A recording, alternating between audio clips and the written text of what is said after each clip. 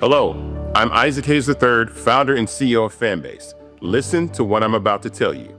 The window to invest in Fanbase is closing. We've raised over $10.6 million of our $17 million goal.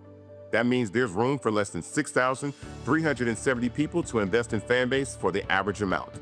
The minimum to invest in Fanbase right now is $399. That makes you an owner in Fanbase today. Go to startengine.com/fanbase to invest. Why? Because current social apps have taken advantage of users for far too long, with content suppression, shadow banning, harmful racist content, and no real tools for monetization and equity.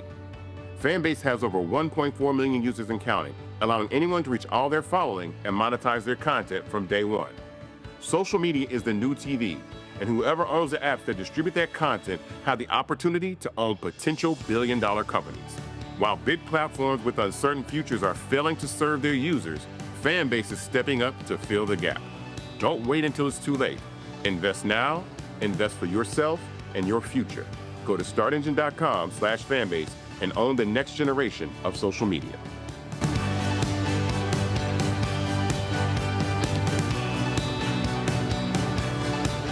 Folks, Black Star Network is here.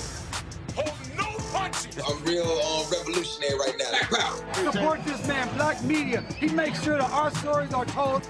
Thank you for being the voice of Black America, Roland. Stay black. I love y'all. All momentum we have now, we have to keep this going. The video looks phenomenal. See, this difference between Black Star Network and Black-owned media and something like CNN. You can't be Black-owned media and be scared. It's time to be smart. Bring your eyeballs home. You dig?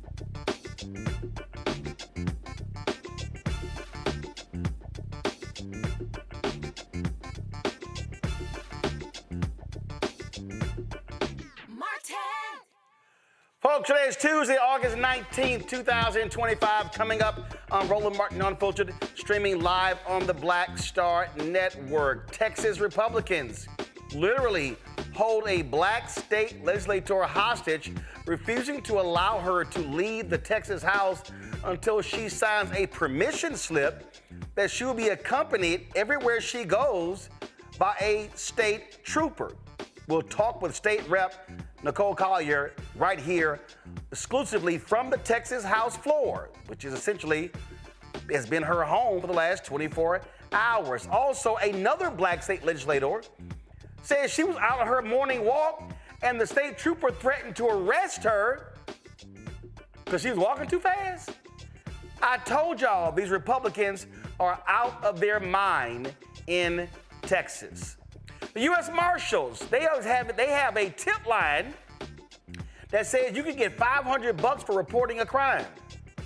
I think we should all use that QR code and tell them to go arrest Donald Trump, all those thugs at 1600 Pennsylvania Avenue. Breast cancer, a huge issue of impacting African Americans. We'll talk to a nonprofit leader about that. Also, our marketplace segment, we've got a chef with a new product. We'll be talking about that as well. Lots to break down. Plus, my Spike Lee interview about his new movie with Denzel Washington. It's time to bring the funk on Roland Martin Unfiltered. On the Black Star Network, let's go. He's got whatever the miss, he's on it. Whatever it is, he's got the scoop, the fact, the find. And when it breaks, he's right on time and it's rolling. Best believe he's knowing. Putting it down from sports to news to politics. With entertainment just for kicks, he's rolling. It's on go, roll, roll, y'all. It's Roland Martin, yeah. Rolling with Roland now. He's funk, he's fresh, he's real, the best, you know he's Roland Martin now.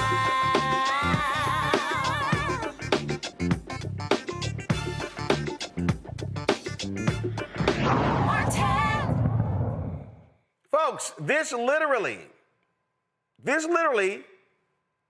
was Texas State Rep Nicole Collier last night, sleeping at her desk on the floor of the Texas House. No, she didn't get evicted from an apartment. No, she could afford a hotel room. But the Republicans, they told her unless she signed a permission slip, she would not be able to leave the Texas House. They locked the doors. They want her to join the other Democrats who broke quorum to sign a permission slip that says that they will be accompanied by a Texas state trooper wherever they go because they don't want any of the Democrats leaving the state again to stop the racist gerrymandered maps from being passed. Now, they plan on passing these maps tomorrow. And so as a result, Representative Collier joins us right now from the Texas House floor. As you see behind her, nobody's in the chamber. She's wearing the same clothes she had on yesterday, I believe. Representative Collier, glad to have you here. People around the country literally saying, what the hell? You know what, Roland? Thank you for having me. So am I. It is absurd, as you say. It is as absurd as what you explained it. I mean, the audacity to expect a woman, a person, a human being to be subjected to this type of treatment is un-American. It's uncalled for and unnecessary. Okay, so walk people through what you were told, because you're the only one, meaning all the other Democrats who broke quorum, they signed that permission slip. Yeah. So listen, once quorum had been established, I did return to the floor after the quorum had been established. And the reason why I returned to the floor was because there was a potential for a fight to change our constitutional rules. And you need at least 45 Democrats to show up. So I was one of those who came to be here for the fight with my Democrats. But what I heard once the quorum had been established was the speaker say, those Democrats who broke quorum are free to leave this building if they sign a permission slip agreeing to be released into the custody of DPS, not just monitoring, but being in their custody. You know, that sounds criminal. I'm not a criminal. And I know it didn't sound right. It didn't make sense to me. And I wasn't going to go with it. Okay, and not only that, correct me if I'm wrong, another state rep told me that they're requiring each member to pay for it. Well, I'm not sure about this particular one, but before, when they had DPS looking for us when we were out of state, going to our homes, unnecessarily being wasteful, sending DPS officers to our home to look for us when they know good and darn well we were out of state, because there was very good evidence of that when we were doing our interviews and meetings. But that's just more proof of their waste. Why come back? I made the point last week that listen, if these other Democrats wanted to come back and wanted to break quorum, let them. But essentially, Black caucus members, it's like you're going back to your own lynching. They can pass the maps. They're going to pass the maps. It's going to decimate Black political power. It's going to cut from 4 to 2 Black congressional districts. There's some other legislators that did not come back to Austin. So why come back? Well, you know what, Roland? If I didn't come back, would we be able to see the grit that is in every Texan right now? The crowd that is out there fighting against this corrupt system, who do not want to see these rigged maps pass? No, we wouldn't see that. That's why you got to show up. You got to show up to fight. Not showing up, you lose. You're guaranteed to lose, but you got to show up in order to take that fight. And that's what I did. But aren't y'all guaranteed to lose tomorrow? Because the reality is Republicans, they have a supermajority. They can pass the maps without y'all. But had the quorum break held, they would not have an ability to even have the hearings or even pass the map. And so did you and others want to stay out? Or was it simply too many other House Democrats said they weren't going to go back? What we wanted to do is push back. We want to show America that we're not going to just roll over and take it. We're going to fight and push back. We want to bring that back into our party, into the Democratic Party, and let them know the fight never left. You just got to tap into it. And so that's what we're doing. We're showing America, even against insurmountable odds, there's still the opportunity to fight and make a change. Again, we know what the numbers are. I can count. I can handle. I know even sloppy Ted Cruz's sloppy math will count and show that 62 doesn't equal 76. So we know that we have to be here to try to push back and fight against any effort to reduce our power. And we can only do that if we're here. Okay, so clearly every other Democrat signed this slip. They've got a trooper that's following them around. And were you there by yourself all night? No. In fact, the chair of the House Democratic Caucus came back, Jean Wu, as did Representative Vincent Perez from El Paso. And today, just today, 7 of my colleagues tore up their paper, and they have joined me on this floor. They will be with me tonight in solidarity. Okay, so you'll be joined by several other House Democrats tonight. They're here. They're here right now. You talked about the folks outside. They also arrested some protesters last night who were outside of the chamber. And again, for folks who don't, so did they physically lock the doors? Meaning you cannot leave out of any exit of the Texas House? I cannot leave the building. No, I cannot. The doors have been locked. In fact, they've cut off the live stream that usually runs 24 hours a day. They cut that off in the chamber. They have locked the gallery so no one can come in here. And the doors have been locked and they've been manned at all times. All right. So since they've done that, do y'all plan to set up your own live stream so people all around the country and the world could see what's happening? Yes. In fact, on my Instagram and Twitter page, we are live streaming so that you can watch. And we want to make sure that there's transparency. And so that's what we're doing. That way we can hold this government accountable for their bad acts. This is, one of the things that I have consistently maintained is that what you have here is you have a complete assault on Black rights. There are more eligible Black voters in Texas than any other state. And what I've said is that the fundamental problem in Texas is that it's not an organized. It's not organized. It's not an organized state. All right, I wanted to see what's going on here. Okay, what's going on? I don't know. The speaker pro tem just walked in, and I don't know what's going on, so I Okay. just like to be nosy. That's the type of person I am. You said so. The speaker pro tem, is that who's behind at the podium? Yeah, he's back behind me. Yeah, I just like to know what's going on. Gotcha. For folks who don't know, who's the speaker pro tem of Texas? Joe Moody, Joe Moody, Republican? Democrat from El Paso. Democrat from I don't know. Maybe. I don't know. Gotcha. So we can read a lot into that. What I've said is that the problem in Texas is that it's not organized. You had, when Beto O'Rourke lost to Greg Abbott, some 75% of young people 30 and under did not vote. You've got the same thing in terms of black vote. And what I keep saying is the only way to defeat these fascists, I mean, you got Greg Abbott talking all kind of smack on social media, lying left and right, but the folk have to vote. The votes are there, but folk got to actually use their voting power.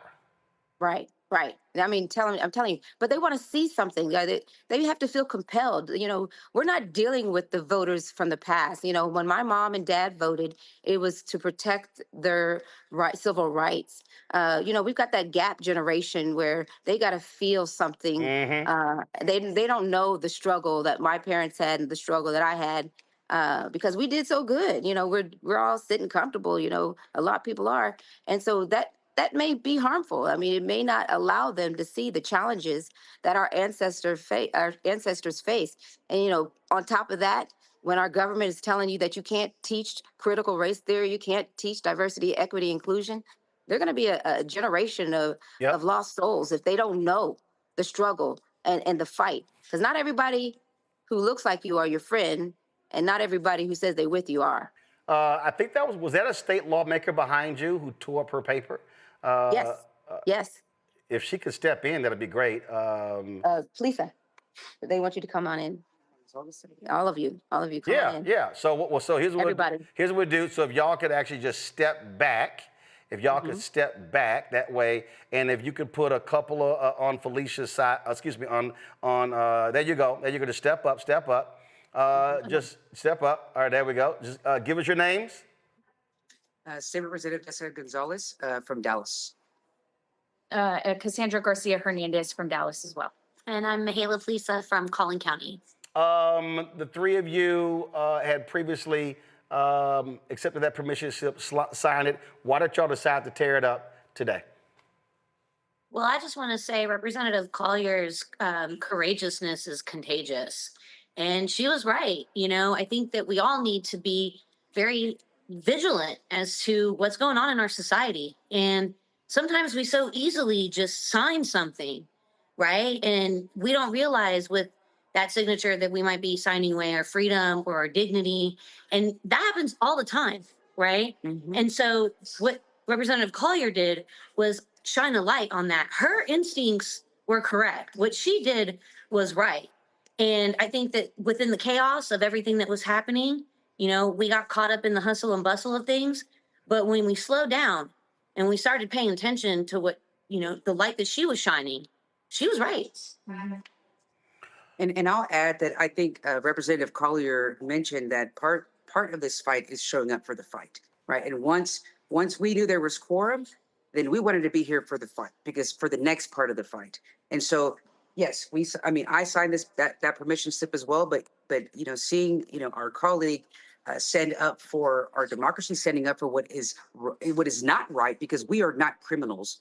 I am a lawyer myself, and I understand the law, and nowhere in the rules does it say that once we voluntarily show up to DPS, that they are allowed to have DPS follow us everywhere that we go. My neighbors think that I'm a criminal. They're concerned, like, why are there police officers that are surveilling your home? And we're not criminals because we have not broken any law. We're setting up for our districts, and it is not our fault that our Republican colleagues claim to be voting their districts. We are doing what our districts want us to do.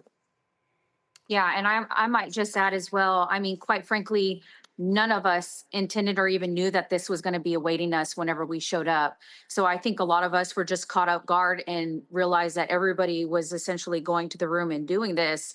And so we just naturally were thinking this is just normal, but it's not normal. And it took the courage of Nicole saying, I will not do this, for us to take a pause, just like my colleagues said, to take a pause and recognize that we shouldn't be, just like my colleagues have said, be treated like essentially like we've done anything wrong, because we haven't. We've done everything and used every tool that we constitutionally have. And now we're returning back to carry the fight over here. We're not running away. We will be here. We intend on being on the floor tomorrow so that we see this through and that we can take it to the courthouse. And so the fact that we are being treated and followed and having to sign away, essentially, just like Representative Collier has said, you know, the ability and the action of giving them that permission just speaks in multitudes. And that's not what Texans deserve. That's not what we've been elected for. So we knew that it was right that we needed to equally be here and support Representative Collier. She has always very often been a voice within our caucus and pushing back and asking why. And you know what? This was just another instance of when she did that. And just like other instances in the past, she was spot on. So I think what's really important too is that we've got some colleagues that maybe they want to be here, but they can't. And everybody has their different way of being in this fight.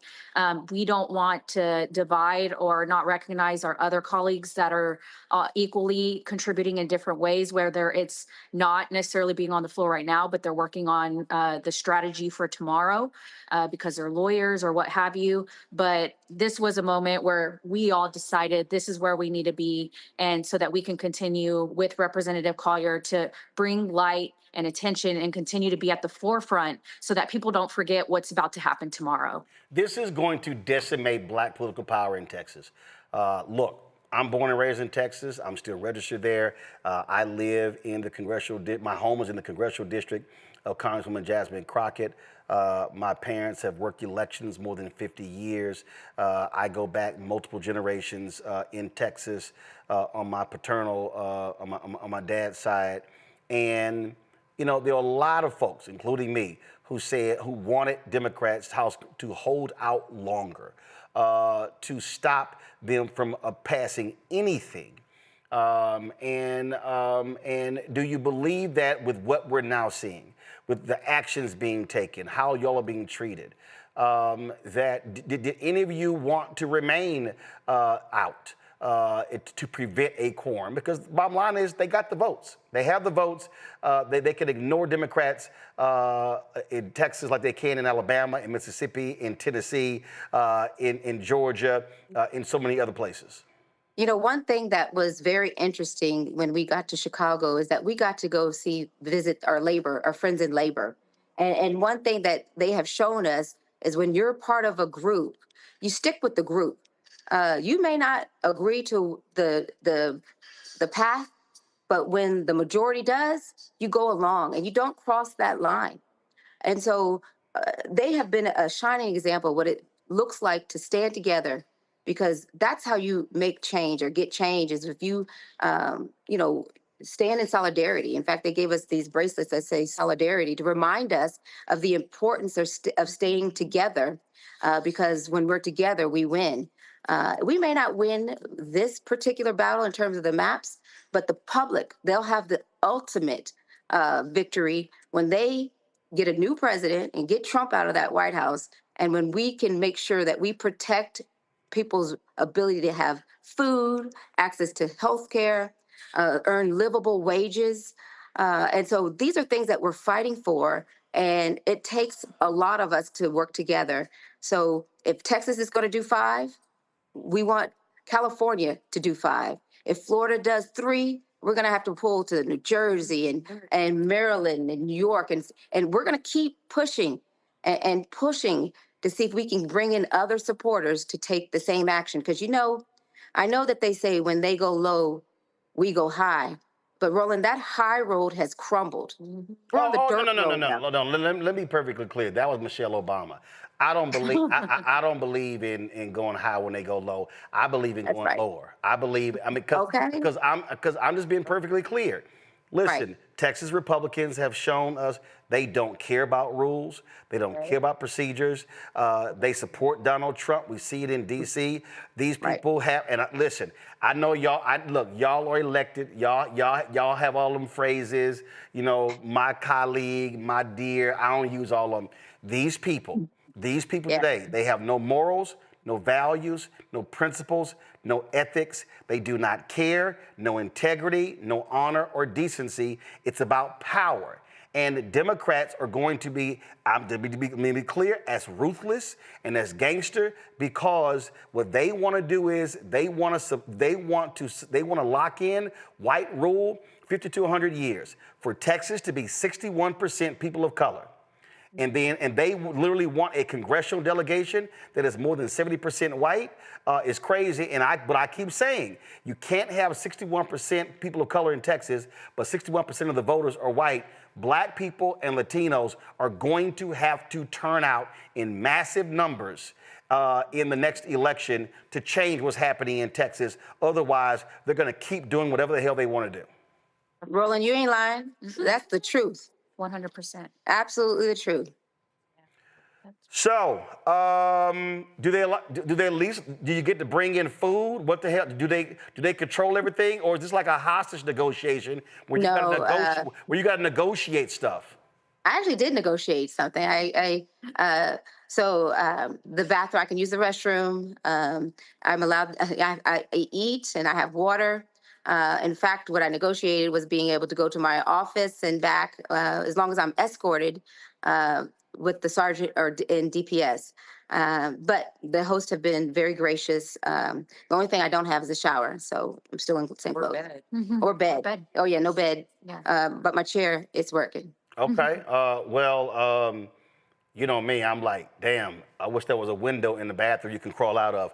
But oh well. Oh, I look. I would like for y'all to comment on this. So one of your colleagues, Guy, pulled a tweet up. She posted these tweets earlier, and it was just crazy. When I saw this, I couldn't believe it, that here she was on her morning walk. And she posted that that there was a Cheryl Cole, that she said, while on my morning walk, let me read this here. In the Muller neighborhood, my DPS escort, who was forced upon me to track my every movement, threatened to arrest me. He lost me on the trail, got angry about it, and made a scene in front of my constituents on the trail. While a little shaken up from the incident, I remain undeterred by this intimidation tactic by House Republicans to have a 24/7 state police presence to intimidate me and my colleagues. This is also why I stand with my colleague, Nicole Collier, who has refused to go along with this charade and is still on the House floor 24 hours later, will not be intimidated by this. In history, we remember this. I mean, damn, he's mad because he can't walk as fast as she does. Now, Cheryl, she likes to walk now. She just, and these are her streets now. She knows which way to go on those streets. I don't know what happened. Cheryl is very kind, a very kind person, very astute. And so I'm disappointed to hear that this happened to her. And again, more intimidation tactics. And remember, they are doing DPS, the Department of Public Safety, they're taking their directives from the Speaker and the Governor. They're doing what they are being told to do. This person may not even approve it or agree to it, but he's got a job. He's got a job that he has to do. And so, we got to be mindful of that. I don't like the tactics that are being used because I don't want anybody to lose their job. But if they have to go to the point where they are no longer professional, we got a problem. I agree. And so, look, good luck with this. I plan on, we're looking at dates now, so I plan on bringing my show to Texas because, again, we know they're going to pass the maps. They're projected to pass the maps tomorrow. But the only way to counter these fascists in Texas, that is, they have to be taken out at the ballot box. And I really hope that people now wake the hell up and realize what is going on, because this is all about satisfying Donald Trump. It is about creating a schism between African Americans and Latinos. and we know exactly for what this is. And so keep up the fight, and we definitely will keep giving them hell as well, because at the end of the day, this nonsense has to stop. Absolutely. Thank you. Thank you, Roland. All right, I appreciate it. Y'all be well. Thanks a lot. Thank you. Bye-bye. All right, any aggers in y'all group, gig 'em. All right, folks, I'm gonna go to a break. We'll be right back. Roland Martin Unfiltered on the Black Star Network. This week on A Balanced Life, we're discussing all things young adulting. You've graduated high school, now what? I know you're ready to move out of your parents' home and do your own thing, get on college campus and have fun with your friends, but there's some tips and tools that you'll need in order to be able to enjoy the journey to young adulthood. Just walked across that stage, you excited, you bout it, you ready to live your life. You don't have to listen to your parents, you come and go as you want. But do you have the funds to live the lifestyle that you have grown accustomed to? That's all next here on A Balanced Life with Dr. Jackie on Black Star Network. Hey, this is Motown recording artist Kim. You are watching Roland Martin Unfiltered. That boy, he always unfiltered though. I ain't never known him to be filtered. Is there another way to experience Roland Martin than to be unfiltered? Of course he's unfiltered. Would you expect anything less? Watch what happens next.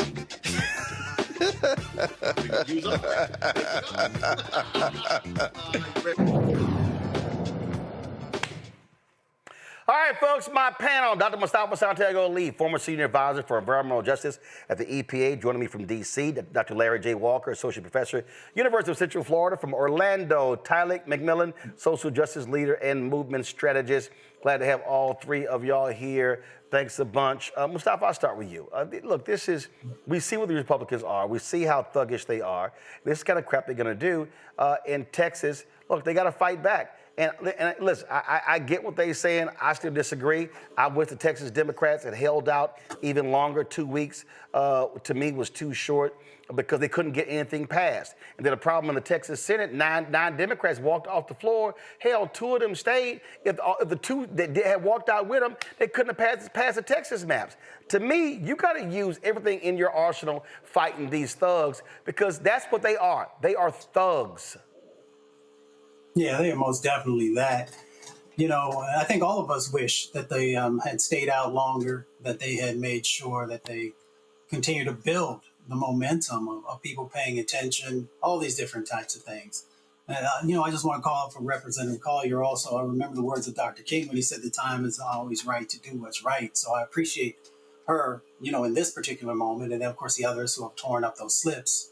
I'm also very curious, that what was it, 1866 there in Texas, that same Texas state legislatures when they passed those the black codes. And those black codes are very similar to the sets of actions that they're doing now. Now, I understand that there are Democrats of all hues that are a part of this, but the ripples of how people used to view folks and devalue folks are still there. Because you remember the black codes was about restrictions. It was about being able to restrict people from voting, from holding office, all these different types of things. That we still see playing out today. So we've just got to be very clear about where does this stuff come from? Why do folks think that they have the power to be able to do these things? And it's because there is a history that exists there. And that's why folks have to fight back, because it is both about the past and what's going to happen not only in this moment, but moving forward. And Larry, I'm glad these other Texas Democrats realized they should have signed that damn slip. They should have told them go to hell. See, if you're going to talk about sticking together, every Texas House Democrat should have said, all y'all can kiss my ass.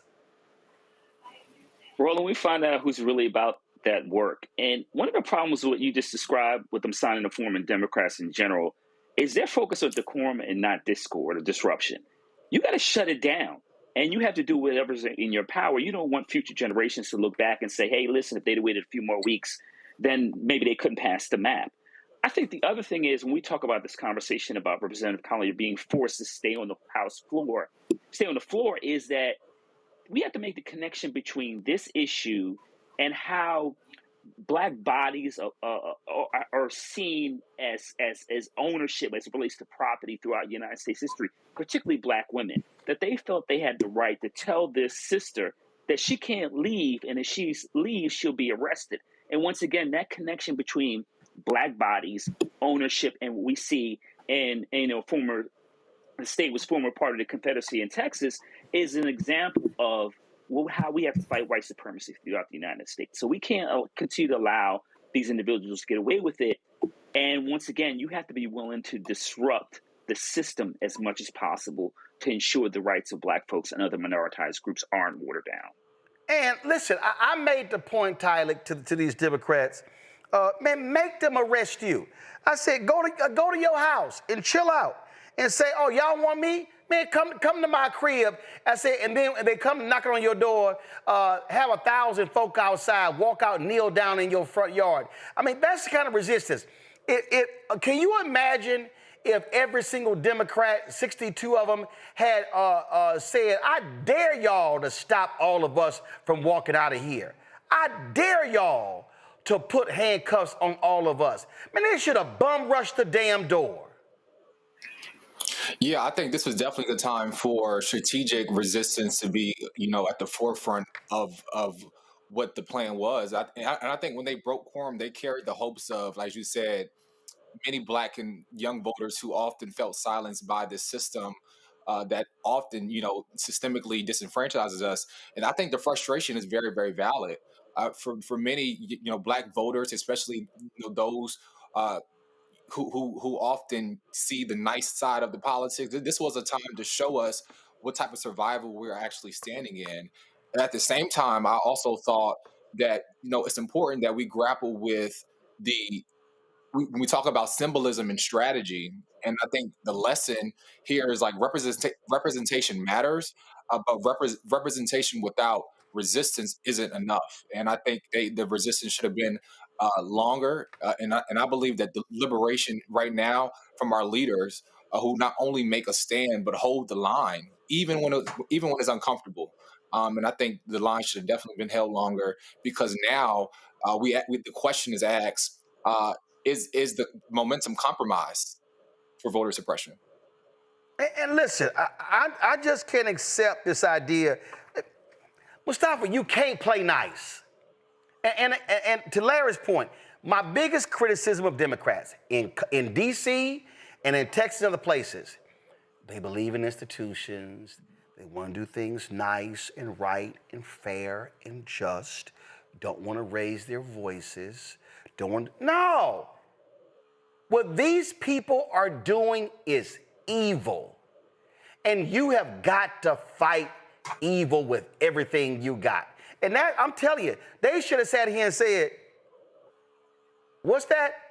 Man, I ain't signing that bullshit. And somebody should have stood on their desk and said, don't nobody sign that damn sheet of paper. I would have dared them to lock every House Democrat into the House. You got to create the spectacle. You do. And, it also helps to highlight the fact that the system in Texas is broken. We know it's broken in other states as well, but this is, an important moment. So you've got to do whatever is necessary. The author Rachel Carver one time said that white feelings should never be held in higher regard than Black lives. And we know that Black lives are going to be impacted because that's why they're doing this. It's going to strip resources away. It's going to strip access away. So when you don't do everything within your power to protect Black lives, it sends a message to those folks who have sent you to office, to those who are looking to you to be a voice for them, for you also to be able to stand up. So, they've got to carry that now. And I understand there are all these different dynamics. I understand people got kids, people got other jobs, and all kinds of different things that they've got to be able to do. But when you raised your hand, you also took the responsibility for your constituencies. And for all those Black constituencies out there, now they are going to be less represented. They're going to be in greater danger. So you got to carry that, as well as all of the accolades that you get when you do something right, when you do something that is not right, when you do something that is devastating for many communities, then you got to carry some of that weight as well. Indeed, indeed. All right, y'all, I gotta go to a quick break. We come back. Why is it that governors in 3 broke-ass states are sending the National Guard to D.C. when they got crime in their own red states? And why is Fox News crying like some little punks because Gavin Newsom is trolling Donald Trump. Oh, by the way, did Donald Trump think that was a good side to slavery? Wait till I show you what this fool posted on social media. Oh yeah, we got a lot to break down. Folks, support Roland Martin Unfiltered, the Black Star Network. Join our Bring the Funk fan club. The goal is to get 20,000 of our fans contributing on average $50 each a year, $4.19 a month, 13 cents a day. If you want to support us via Cash App, use the Stripe QR code. You see it right here. Click the Cash App button to contribute. Checks and money order. Make it payable to Roland Martin Unfiltered. P.O. Box 57196, Washington, D.C. 20037-0196. PayPal, R. Martin Unfiltered. Venmo, RM Unfiltered. Zelle, Roland at RolandSMartin.com. Roland at RolandMartinUnfiltered.com. We'll be right back. This week on the other side of change, 300,000 Black women being pushed out of the workforce. this is shocking yet unsurprising. So what happens when a bunch of Black mothers lose their federal job? Their kids are not being fed, their kids are not being taken care of, but that trickles down to the entire community structure, which may be built on the backs of Black mothers and Black women more broadly. Tune in on The Other Side of Change, only on the Black Star Network. This is Tamala Mann. And this is David Mann. And you're watching Roland Martin Unfiltered.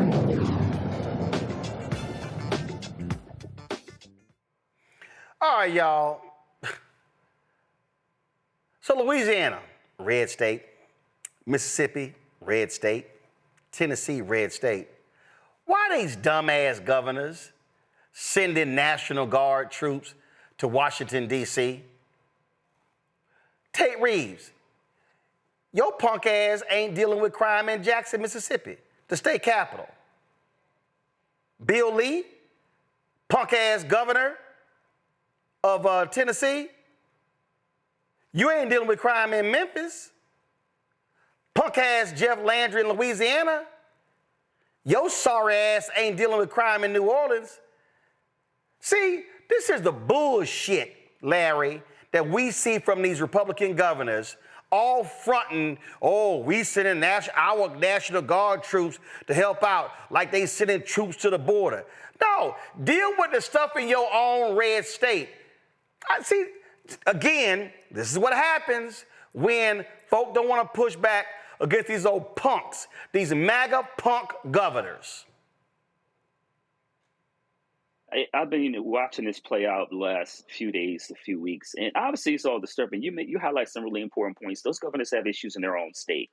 Obviously Louisiana, in terms of the outcomes, particularly for Black folks, among other things that Governor Landry is certainly not dealing with. But this is going to get a lot worse before it gets better rolling. And we need to be clear about people watching this. L.A., D.C., you've heard the president mention other cities like Baltimore, Chicago, et cetera, who are experiencing dramatic drops in violent crime, particularly murders. But this isn't about that. This is about authoritarianism. This is about, also undercutting the advances that you've seen Black folks and women and other groups make over the last several years. But these governors are just rubber stamping this. And we have to, once again, those voters in those states have to hold those individuals accountable. And we also need folks who are not members of our community to start speaking up. Because eventually all this stuff that's rolling downhill and disproportionately impacting the Black folks and other minoritized groups is going to impact everyone. It's coming for you eventually. Mm-hmm. So those people in those communities who don't speak up, you don't want to wait 6 months to a year when they're grabbing people off the street in your neighborhood and then you start complaining. You better speak up now because it's coming for everyone. And look, we know the idiots at Fox News and the fools who work for Donald Trump. Look, they'll just be a hypocrite. So this was 18 months ago. Old trifling, lying-ass, white nationalist loving Sean Hannity. This is him talking to Kristi Noem, now Ice Barbie, about the authority of the president to use a National Guard. Watch these liars. The Republican governors, they all deserve credit, that stood by Governor Abbott's side. If you didn't stand with him in solidarity, I'm not sure Biden wouldn't have precipitated a real crisis down there. Yeah, Sean, I went the actual day that showdown was supposed to happen. People asked me why, when I heard the news, I immediately the next day was at the border. And it was because of what I heard Democrats encouraging the president to do. They were encouraging President Biden to activate our National Guard soldiers so that they would stand down. He actually was going to take control of our South Dakota National Guard and actually activate them so that they would not protect America. So recognizing the real threat that was to states' rights and how that would be the first time in history a president would pay a soldier to not fight, to not protect our country, made me show up in Texas the next day to let Governor Abbott know, I'm here. South Dakota is with you. We will defend our Constitution. We will defend our rights, because the last several years we've seen the Democrats take away our freedom of. Yeah, okay, that's more that all that kind of crap. But la la la la la la la la la la la. That's all that is. But see, they didn't believe in that kind of power when Biden was president, but they cool with that fool Trump being in the Oval Office. Tyler, you can take that one. Yeah. As you said, when they do it, it's okay. But when it was done, it wasn't okay. And I think it signals that when we see what's happening here in D.C. and L.A., it sets a precedence that everywhere that none of our communities are safe. It means more profiling, more harassment. It means a constant threat of being stopped by police and being questioned just for existing. And I think that signals something. And I think that kind of heavy-handed policing doesn't make our community safe. It just deepens trauma. It erodes trust. Just even me walking the street today, I've seen DA agents and FBI agents on our street. That doesn't give us safety. And I think about the words of Pastor Haynes, who said, all of us are called to sacrifice something. And I believe that we must sacrifice something in this moment to stand up to authoritarianism, because true liberation requires the self-determination of DC's residents to have the autonomy of their own city. And it requires all of us to stand up to what's happening and ensure that our communities are safe, because we make our communities safe. And you can always, Mustafa, you can always count on these dumbasses at Fox News. Chief idiot Lawrence B. Jones, Ainsley Airhead Earhart, that's Sean Hannity's side piece, and I don't know who this other fool is, on the couch. But listen to lying-ass Trump, the liar in chief, talk about how restaurants in D.C. are just doing gangbusters. Listen to this lie. But Mr. President, now I'm doing something that I'm having such fun with, because I'm helping people. I've made Washington D.C. just an incredible place. In literally 4 days, I have friends that say they're going out to dinner. Did you see what's happening with the restaurants? They're bursting. Yes, they're all closing and going bankrupt. I mean, it would be. It would be great. There's a guy named Sean Hannity. He might take a very lovely young lady that he knows very well to dinner and. Dumbass on the phone, just lying. Well, here's the problem. Steve Ratner posted this. This is a fact, y'all. Of course, the idiots at Fox News, they're too stupid to actually fact check anything. But you see it right here. 30% restaurant reservations are down 30% in Washington, D.C. because of what this fool has done. But we know he'll lie about a lie, Mustafa. Yeah, that's what he does. He's all about misinformation and disinformation. We've highlighted on the show numerous times. The reality of the situation is that they want to destabilize these cities that are run by black mayors. And that's just a part of the intentionality of the game. If you've got law enforcement walking past you, you got tanks going by, you got folks with guns, you're not wanting to sit outside underneath of an umbrella and have dinner with loved ones. So they understand this dynamic. It also goes along with the false narrative they're talking about crime, which we all know is not true. It's been going down, so you should be better supporting that. But we also got to call into our conversation the fact that when you look at places like Tennessee and West Virginia, which have had huge opioid crises, fentanyl, and all these other types of things, then you have got to ask the question, if you're going to send these individuals, then who's doing the policing back home? And then who is actually figuring out how those resources that have been used for you to send folks over to D.C. that could have been used back in your respective states to help people to heal, to address the education deficit, to address the healthcare deficit that exists inside of those states, then not only are you impacting the folks in Washington, D.C., but you are also impacting the folks back in your respective states who are using their tax dollars. So you got a lot of explaining to do, not only to the folks here in the District of Columbia, but the people who also are inside of your states. Yeah, but see, what this is all about the show. This is a TV show, Larry. That's all this is. And so it's a television show. That's how he treats everything. And the news media loves it because they've got, Humvees rolling behind and troops, and they love it. And they just keep making excuses for this tyrant, this dictator, this liar in chief. Yeah, this is like a bastardized version of The Apprentice in D.C., not in New York. And folks that I care about. Yeah, and we know who's the chief. We know who's the chief. We know who's the chief bastard. Donald Trump. Yeah, you're right. And so I have friends, very close friends, and other people I've talked to the last couple of days, Roland, who live in the city or raising Black children, adolescents, and they're scared. And this is, like you said, like a reality TV show, but it is disproportionately impacting Black folks, a majority Black city. And once again, Roland, I go back to my point. Americans can sit around and pretend like this is nothing or it doesn't matter. It's off a far off place and DC needs to be cleaned up. But every community is going to be impacted by these kind of decisions over the next couple of years. But we can't allow this to play out like you said, some bad reality TV show that's on Tubi. We have to make sure that we hold elected officials accountable. And if you believe in democracy, and you have to fight for it. It's just not the Constitution. It's not a piece of paper. It's a living document. And if you don't defend it, this is what happens as it relates to authoritarians. Well, what also happens when you've got an idiot who thinks that there was some upside to slavery. Y'all, this is a social media post that Donald Trump put out today. Oh, y'all gonna love this one. The museums throughout Washington, but all over the country, are essentially the last remaining segment of woke. The Smithsonian is out of control, where everything discussed is how horrible our country is, how bad slavery was, and how unaccomplished the downtrodden have been. Nothing about success, nothing about brightness, nothing about the future. We're not going to allow this to happen.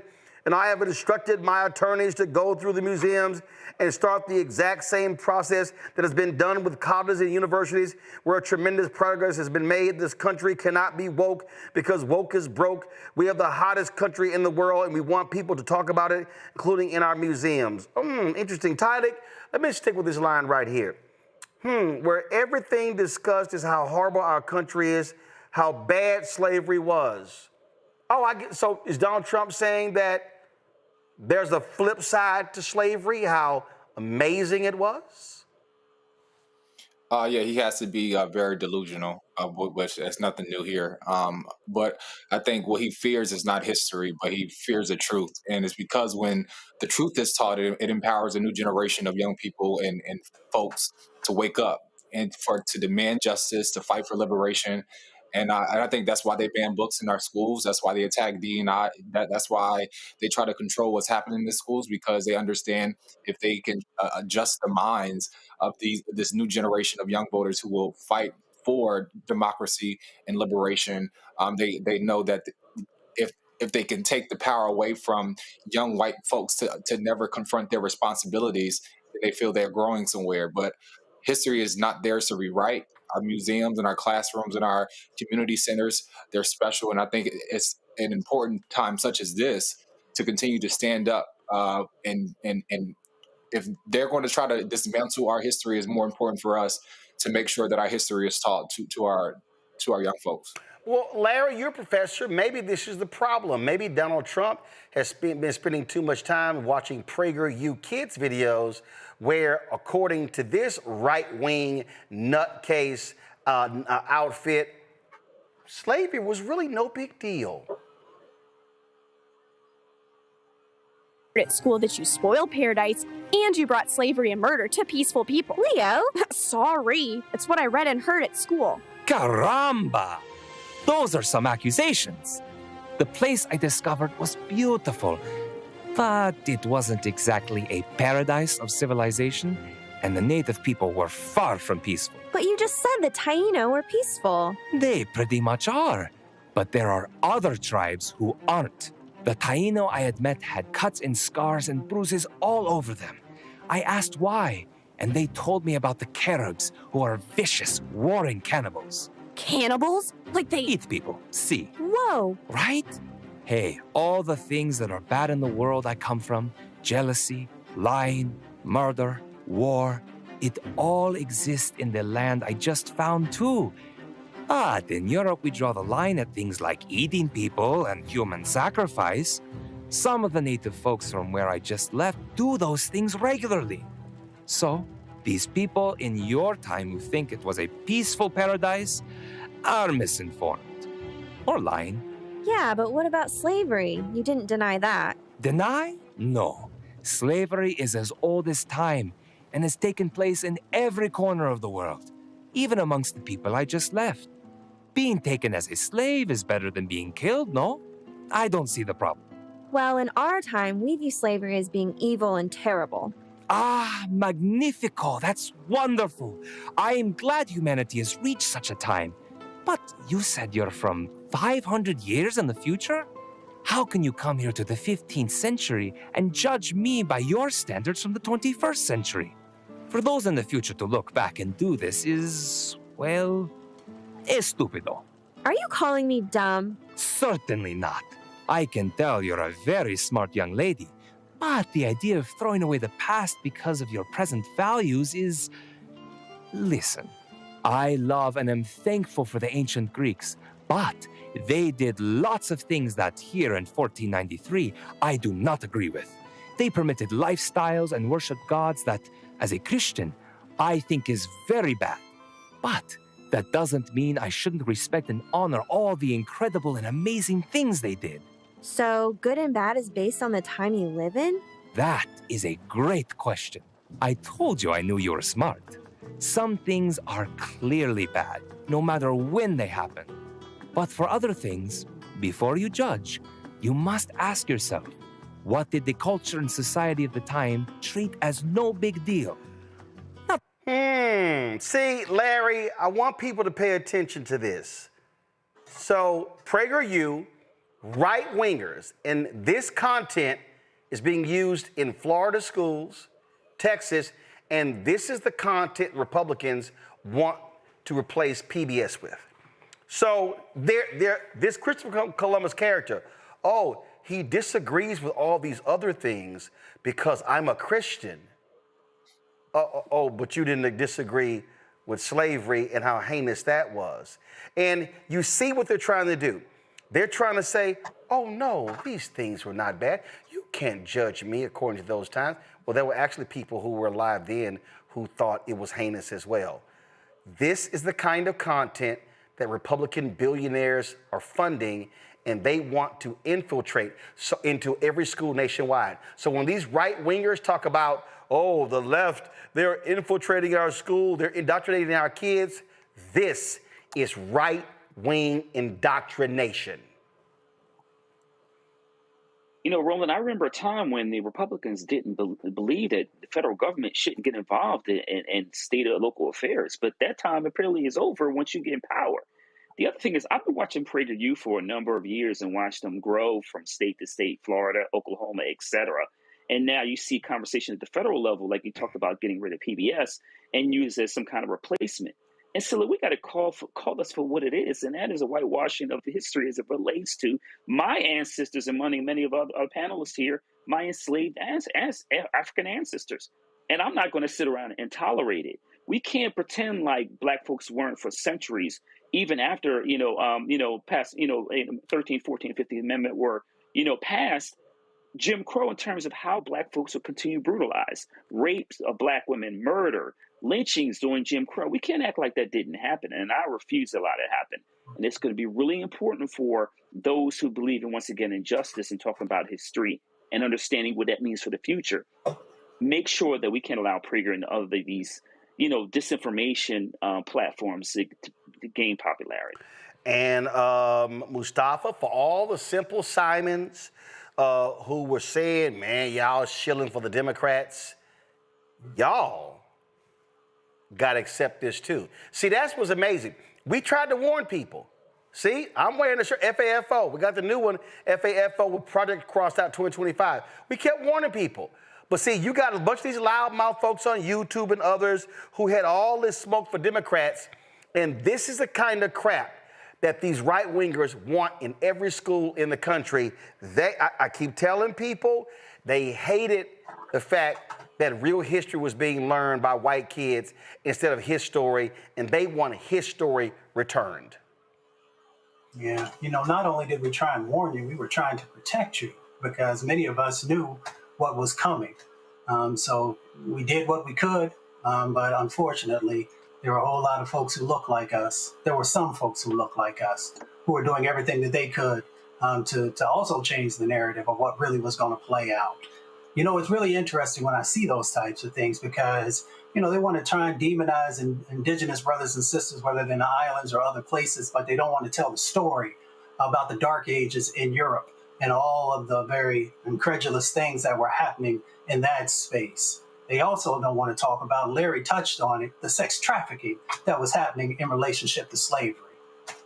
Also the rapes that were happening as a part of slavery, the brutalization that was happening as a part of slavery, the 14-hour work days in the sun, not being paid and having very little to eat or drink, part of slavery. So they never want to tell the truth about it. And that's the reason they're trying to take over the educational systems. They're trying to whitewash history, which is nothing new. We've seen it time and time again. And then I also hear sometimes brothers and sisters saying, well, they can teach their children whatever they want to teach them. But you forget that that same information is also being pumped into the minds of our children, our nieces and nephews, and our sons and daughters. So we need to make sure that we are getting engaged in this process because these are long-term effects. These are cumulative effects of the steps that these folks are doing. So I hope that folks are awake, and I hope that you are now willing to actually get engaged in solidarity to push back on this and then to reverse, these very devilish things that these folks are doing.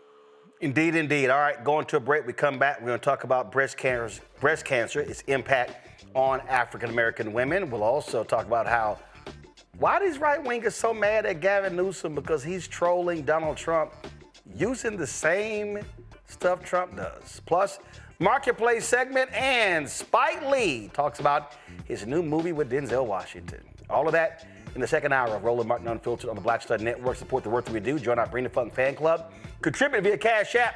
Use the Stripe QR code. You see it right here on the screen, or go to RolandMartinUnfiltered.com for the link. Check the money order. Make it payable to Roland Martin Unfiltered, P.O. Box 57196, Washington, D.C. 20037-0196. PayPal R Martin Unfiltered, Venmo RM Unfiltered, Zelle Roland at RolandSMartin.com, Roland at RolandMartinUnfiltered.com. We'll be right back. On the next Get Wealthy with me, Deborah Owens, America's Wealth Coach, Black Americans have 1/10 the wealth of their white counterparts. But how did we get here? It's a huge gap.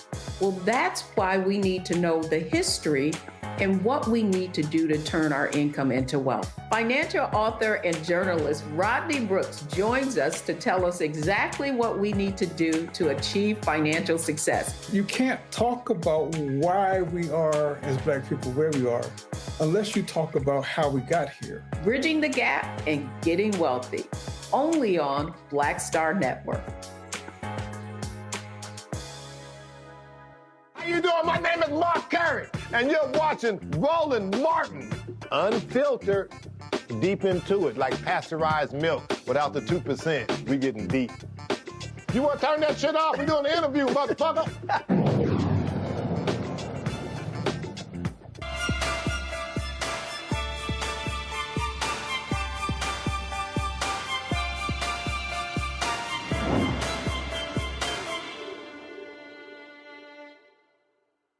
Black women are 41% more likely to die from breast cancer than white women, even though white women get breast cancer at a higher rate. We also are seeing massive changes on the federal level when it comes to health care as well. And so the question is, what is the cutback on research, things along those lines? How's that going to impact Black women? Ricki Fairley joins us right now. Of course, she is with a nonprofit that deals with this issue of breast cancer. Of course, one of the initiatives is When We Trial, pushing for more focused research and greater inclusion. Ricki, glad to have you here. But Ricki, here's the problem. You got attacks on DEI all across the corporations. You got Donald Trump in this administration. And so these folks don't give a damn about inclusion. What could the impact be on black women since they're cutting in such areas as research in so many different areas on a federal level? You know, Roland, I am like the product of a clinical trial. So I had triple negative breast cancer, which black women get at 3 times the rate of white women. And we now know that a black breast cancer cell looks different from a white breast cancer cell. And all the drugs and therapies we have were made on white cells. And so clinical trials are critical to help black women stay alive. I did a clinical trial. My doctor had given me 2 years to live. I did a clinical trial. It saved my life. I'm now on year 13. And so it's imperative that we do the research. The good news here is, though, even though the government is acting crazy, the pharmaceuticals companies, their lifeblood is drugs. And so they have really stepped up. And I have to say, I'm up at Martha's Vineyard now, and I have support doing an event for Black Health. And I have support for pretty much all the pharma companies making breast cancer drugs, because they have stepped up to the plate and they are committed to doing the work that we need them to do and getting black women into trials. Okay, okay. When you say they're committed to doing that, what are they doing? How are they reaching out? Are they advertising? Are they promoting? What are they doing to increase the number of black women in clinical trials? They're bringing me in. They're bringing us in. They're bringing in advocacy groups. So I actually work for most of the pharma companies to help them recruit black women. My When We Trial campaign that we launched now 4 years ago, Roland, we've now signed up 28,562 black women into our clinical trial portal as of last Monday. And so I work with them. I've helped them make the marketing materials. You know, that's my background. We help them. We provide 24/7 nurse navigation. Our navigators are all black women who have had breast cancer, who are nurses and social workers. And we provide these support vehicles to the pharma companies. So they're basically hiring us to bring us in to help them find the black women and recruit with them. You said 28. You said 28,000. What's the target goal? 28,000. You know, it's hard to say because we don't know. We don't even know what the right goal is. Right now, we have about 3% participation in clinical trials, but no one at the FDA can even tell me what that number is. What is the raw number attached to that 3%? We don't know. And it's never enough. But the average trial right now for breast cancer is about 4%. The trials that we're working on, we're getting them up to 12 and 15% by helping them recruit.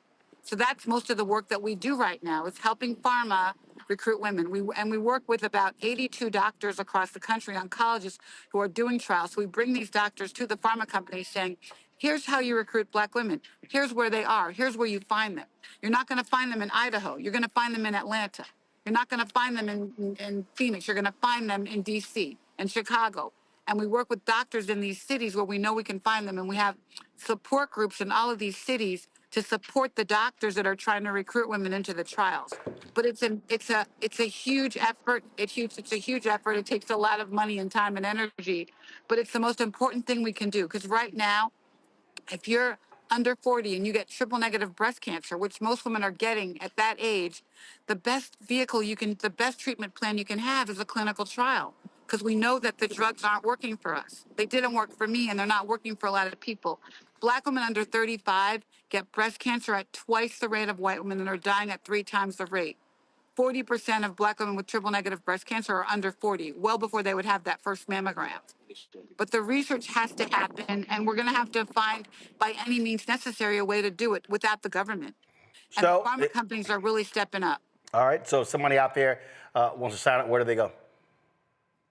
Excuse me? If somebody out there watching or listening wants to sign up, where do they go? whenwetrial.org. whenwetrial.org. Or they can just email me, Ricki, RICKI, at touchbbca.org. We will help you. We will guide you. We will find you a trial. We will get you the care that you need, and we'll support you with nurse navigation from a blessee, from a woman who's had lived experience with you and can help you walk through the process and help you through it. All right. Ricki, we sure appreciate it. Thanks a lot. Thank you, Roland. Good to talk to you. All right, folks, going to a quick break. We come back. Time for our marketplace segment. New product in our shop, Black Star Network Marketplace. That's next. Back in a moment. This week on the other side of change, 300,000 Black women being pushed out of the workforce. this is shocking yet unsurprising. So what happens when a bunch of Black mothers lose their federal job? Their kids are not being fed.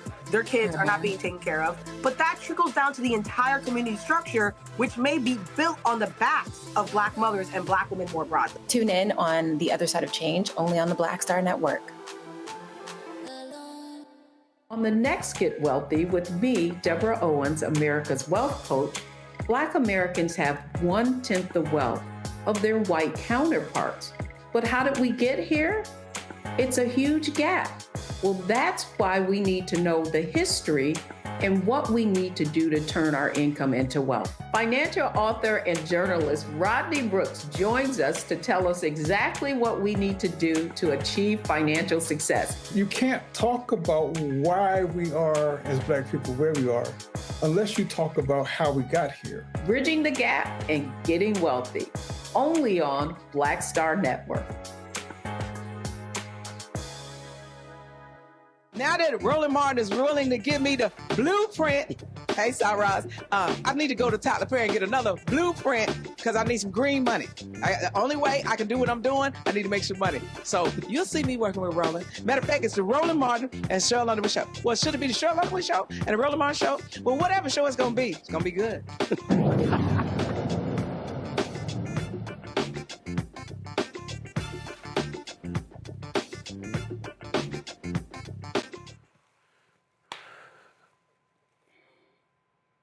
Folks, you've been on social media. Boy, California Governor Gavin Newsom has really been trolling Donald Trump. He's been posting these tweets using all caps and almost the same language as Trump.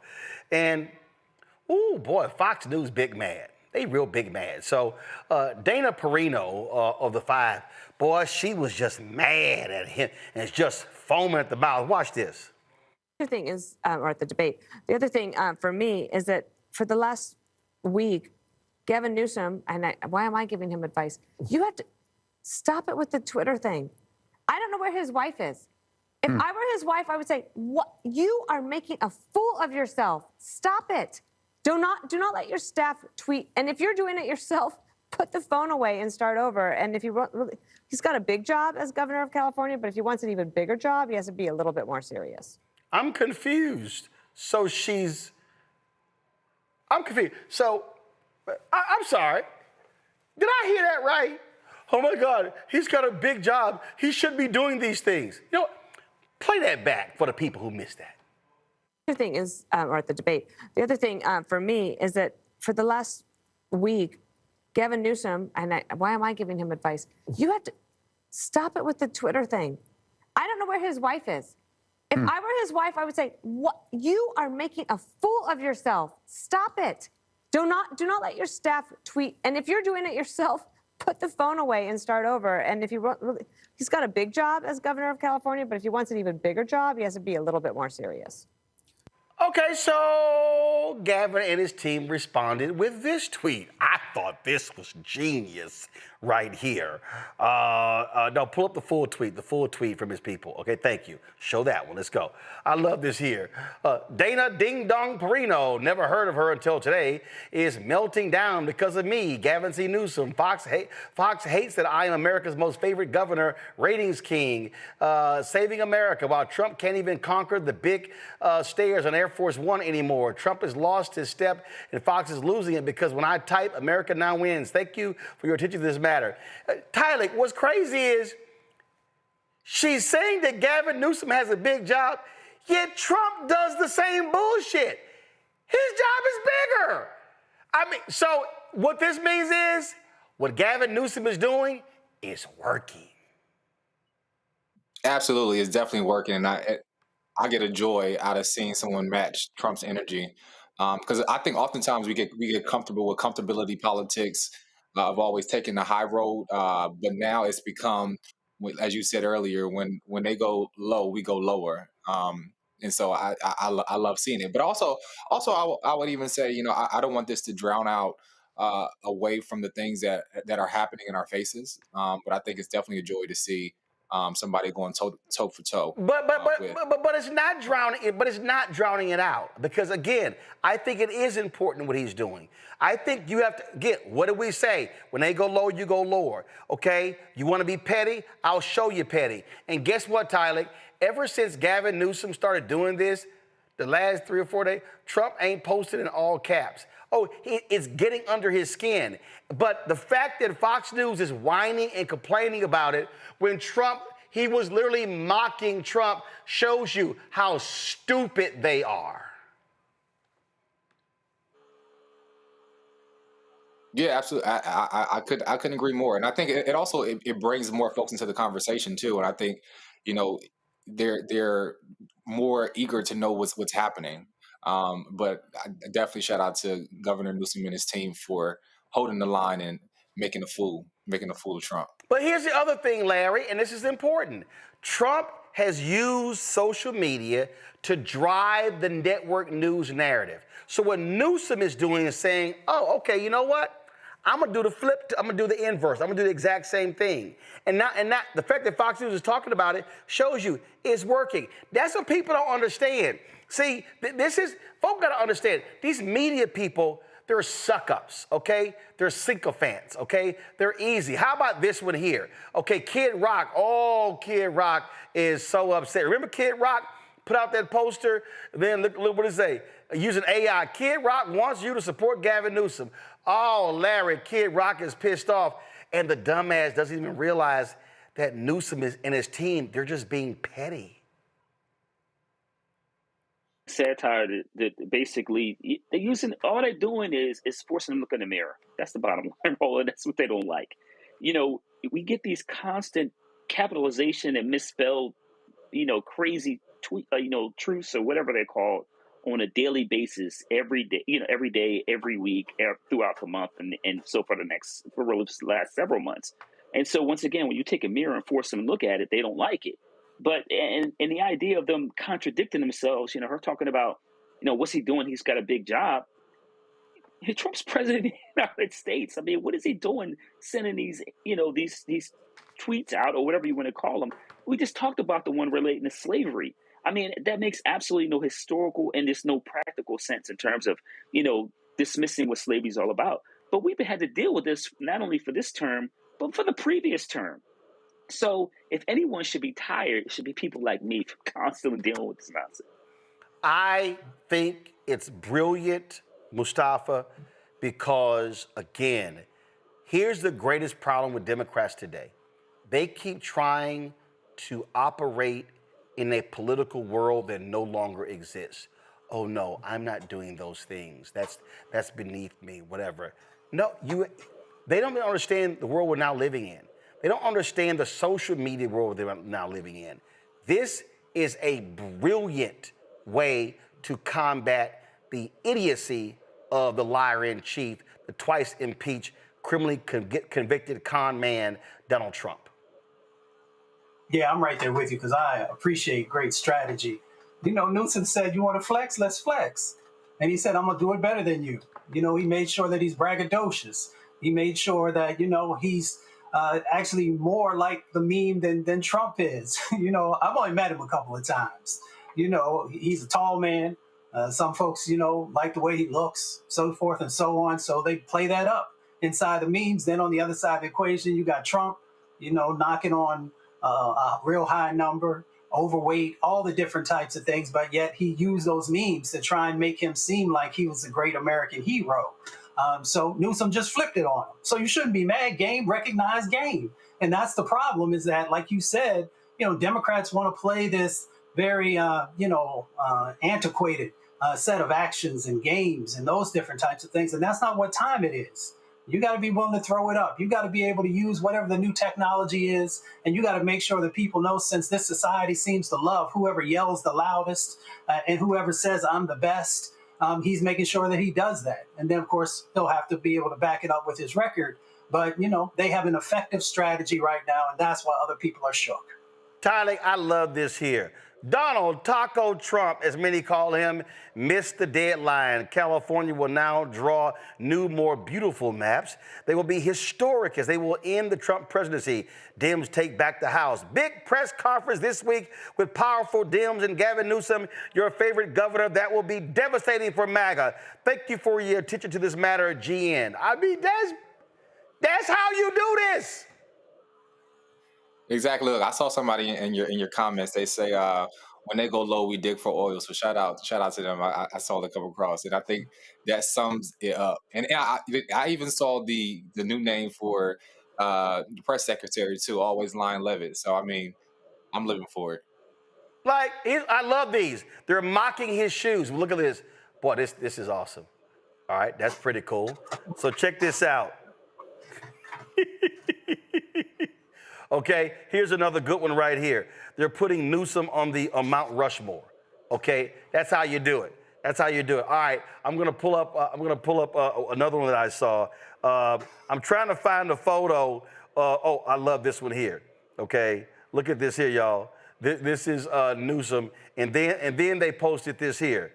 Here are three men who all claim to be 6'3" and 220 pounds. See, Mustafa right there. See, Mustafa broke that right there. Trump with his pants damn near pull up to his chest. I mean, come on, y'all. This is what you do. You mock the idiot. That's what you do. You make fun of him. Remember, it drove him crazy when Obama did that at the White House Correspondents' Dinner. Okay, here's another one. Here's another one right here. They've been posting. I'm telling you, it drives. I mean, remember when Trump flew into California and Newsom met his ass at the airport? Matter of fact, this is the tweet. You'll see it right here. This was the deal where he wasn't invited. Newsom was like, what the hell? Y'all gonna stop the governor of California from going to the tarmac? Dude, that's how you have to match him, Larry. You gotta say, come on, punk, let's go. Yeah, you gotta. I mentioned earlier, but Democrats focus too much on decorum. This is an example of Newsom saying, "I'm going to bring the same smoke," and that's what you have to do. And that's the only way we can push back on all this nonsense, Roland. And like I said, the rest of these, Democrats are just kind of want to play back and be reactionary. Where Newsom, what he's doing is he's constantly poking the bear. And just to let him know that, I'm here. Obviously, we know he wants to run president. Let's be clear about that. But I think the bottom line, his social media team, their strategies has been excellent. And also, he's done just a good job in terms of his press conferences and, once again, highlighting the important role California plays in the state. And also, like I said, keep jabbing Trump over what we know he's got some things that make him angry. So it'll be interesting to see how this continues to play out. But like I said, I think there's a lady that's in charge of a social media team. So congrats to her for really doing a great job. And once again, forcing the administration to look in there. Okay, I don't know if they're mocking. I don't know if Gavin Newsom actually sit this one out, Mustafa. But they're mocking him, say there was ketchup on his. Donald Trump puts ketchup on everything. And so they're using, that was the assassination attempt photo. And they're like, okay, we're going to give it to you. Okay, you want to play games? Trump wants to have nicknames. He wants to trash everybody. Newsom is like, okay, player, I'm going to one-up you every single time. I agree with this. I endorse this method, Mustafa, 100%. Yeah, he got somebody on his team who actually grew up in hip-hop, because you see it reflected in how, they keep punching folks, how they also keep uplifting who he is and building the narrative around him. Maybe somebody came from poetry slams and knowing how to go toe for toe on these different types of things. But it's effective, right? And it is what, many in our country are actually looking for. On the Democratic side of the ticket, folks are looking for a fighter, right? We know our sister Jasmine Crockett be giving them all they want.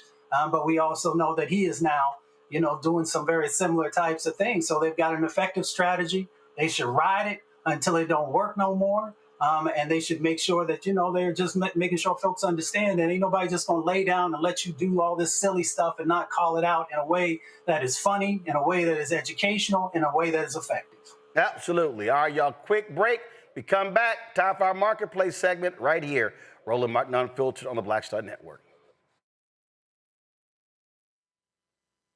Hello, I'm Isaac Hayes III, founder and CEO of Fanbase. Listen to what I'm about to tell you.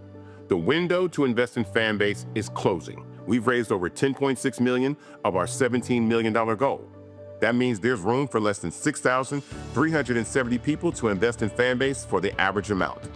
The minimum to invest in Fanbase right now is $399. That makes you an owner in Fanbase today. Go to startengine.com/fanbase to invest. Why?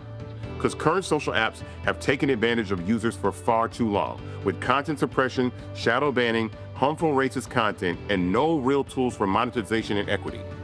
Fanbase has over 1.4 million users and counting, allowing anyone to reach all their following and monetize their content from day one. Social media is the new TV, and whoever owns the apps that distribute that content have the opportunity to own potential billion-dollar companies. While big platforms with uncertain futures are failing to serve their users, Fanbase is stepping up to fill the gap. Don't wait until it's too late. Invest now, invest for yourself and your future. Go to startengine.com/fanbase and own the next generation of social media.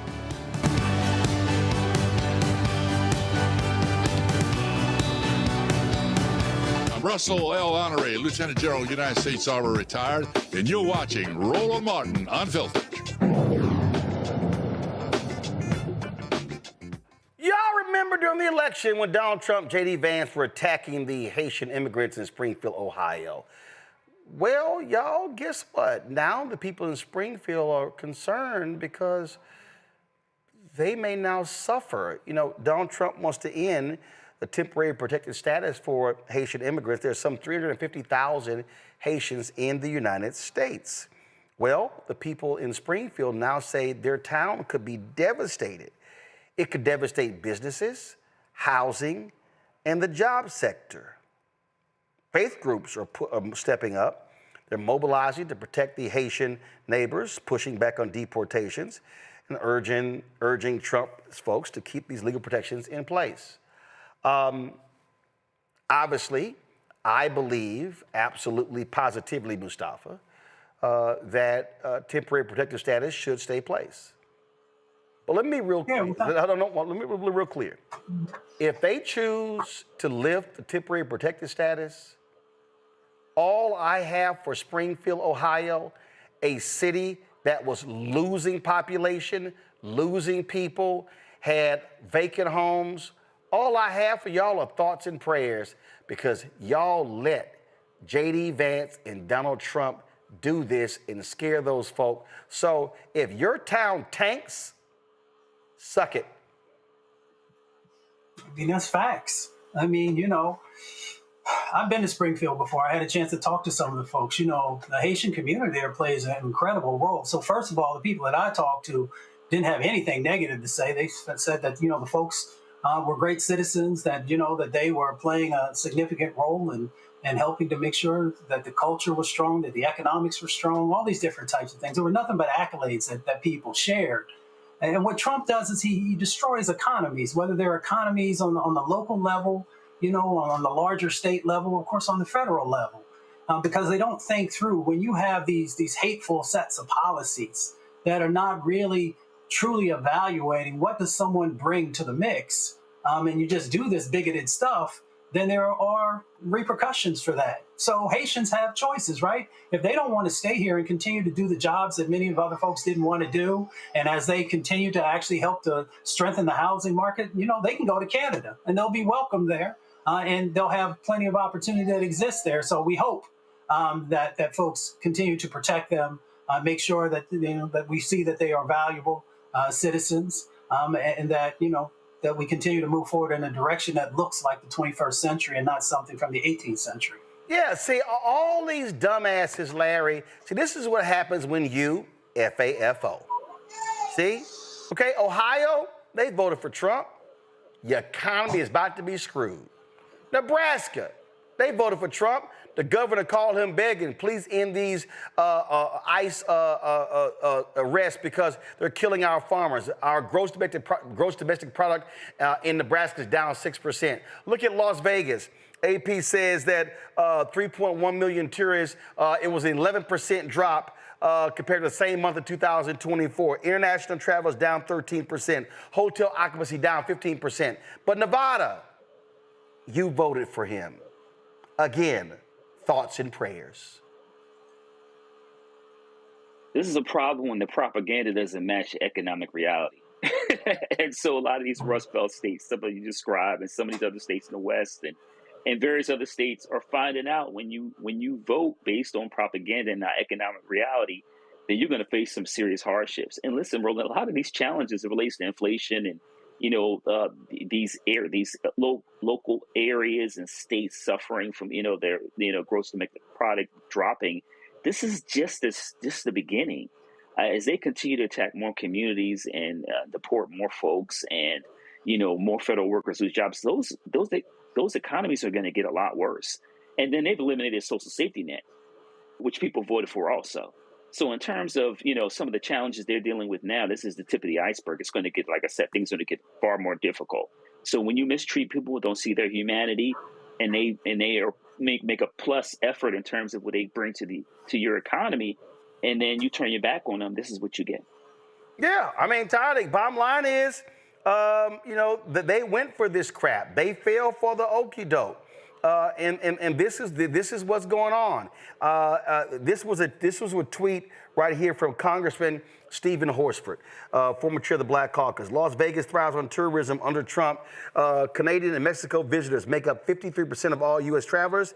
Flight bookings are plummeting. U.S. tourism is down 12%. Nevada is down 8%. Canada's airlines are cutting Vegas flights. He testified about this. Let me go ahead and play this here. Give me 1 second. I'm gonna play this audio. This is what he said. To ask Senator Cannizzaro, particularly because 30% of Southern Nevada's jobs are in hospitality. They generate over $80 billion of economic activity. Unfortunately, these blanket tariffs have alienated two of our most important trading partners, Canada and Mexico. And the facts for themselves, they speak for themselves. It's down 8.7% just among international travel alone. Yes or no, have you heard from local business owners who are suffering due to the downturn in our tourism economy? Thank you for the question, very quickly. Congressman. Yes. Okay. Now, Jeff. Yeah, y'all getting screwed. They getting screwed. And I'm just sitting here, Tyler, going, hey, that's what happens. Y'all chose that punk. Y'all chose that liar. He's destroying the economy. And I'm going to tell you right now, the Olympics, these international people ain't coming to that.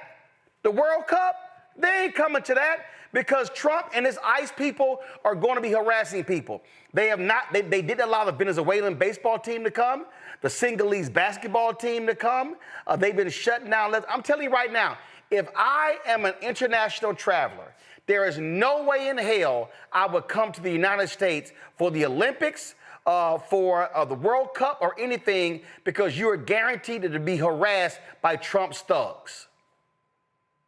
Yeah, absolutely. And I think it continues to show around the world how, this administration views folks that are not from America.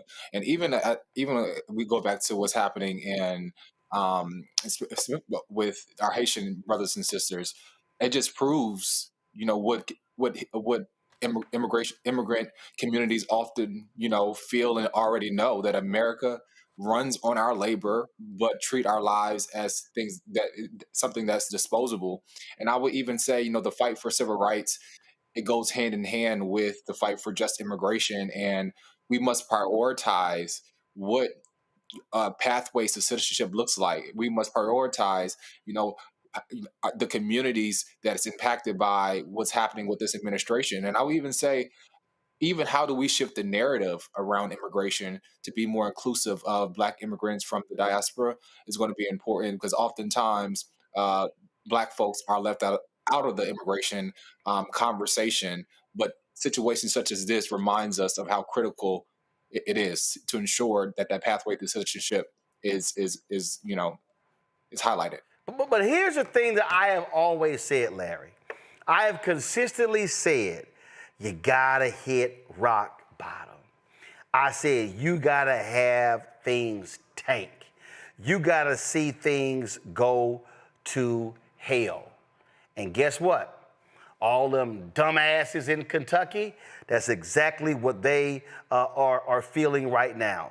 Bottom line is, this is a piece right here. You got these in Kentucky, these whiskey distillers filing bankruptcy, having issues. We see what's happening with Uncle Nearest, their financial issues. But guess what? You've got millions of Kentucky whiskey just wasting away on shelves, in warehouses, because the Canadians are like, nah, y'all can keep that crap. And you can thank Trump for it. So another red state economy being destroyed by the dumbass in chief, Donald Trump. Yeah, you talked about Kentucky and whiskey, and I saw the report out of it was Canadian newscast when they talked about, Canadians, the government, and certainly even some before the tariffs really kicked in, some whiskey that was delivered there. The Canadians said, we're not buying this if it's made in the United States. So they're going to be, like I said, people voted for their own demise, as I like to tell folks, which, it's like the worst self-own in world history to vote for this. Tariffs, in terms of how they treat undocumented people, laying off federal workers, our healthcare infrastructure, all this stuff collapsing at the same time. And I'll go back to my point again. In the past, when we had the last recession, under George Bush Jr., we had certain programs in place to support Americans. Those programs aren't around anymore. So folks who voted for this, they're going to feel it, particularly in these rural communities and other underserved communities that thought this was in their best interest. But you're like Kentucky and some of these other, states that don't have a lot of wealth are going to disproportionately feel the economic impact. And like I said, things are just getting started. They're going to be far worse by the end of the year. Last point here, Mustafa. I just love this chart right here. Top 10 spirits exporting states. Tennessee, Kentucky, this is to the EU. Tennessee, Kentucky, Florida, Texas, Illinois, Indiana, California, Arkansas, New York, Georgia. Red, red, red, red, red, red. 7 of the 10 are red states. Okay? Y'all about to FAFO when it comes to the Europeans and y'all spirit sales. But that dumbass sitting in the White House, oh yeah, he don't care. But all them red states, all them broke ass white people, y'all about to be out of jobs. Oh, guess what? Unemployment ain't gonna be good for you because they cutting that. Oh, guess what? You're gonna need some SNAP benefits. Yeah, they cutting that. Well, I'll be damned. You're gonna need some health care. And they're cutting that. Yeah, that social safety net is gone. It's gone for everybody. Doesn't matter if you live in a blue state or a red state.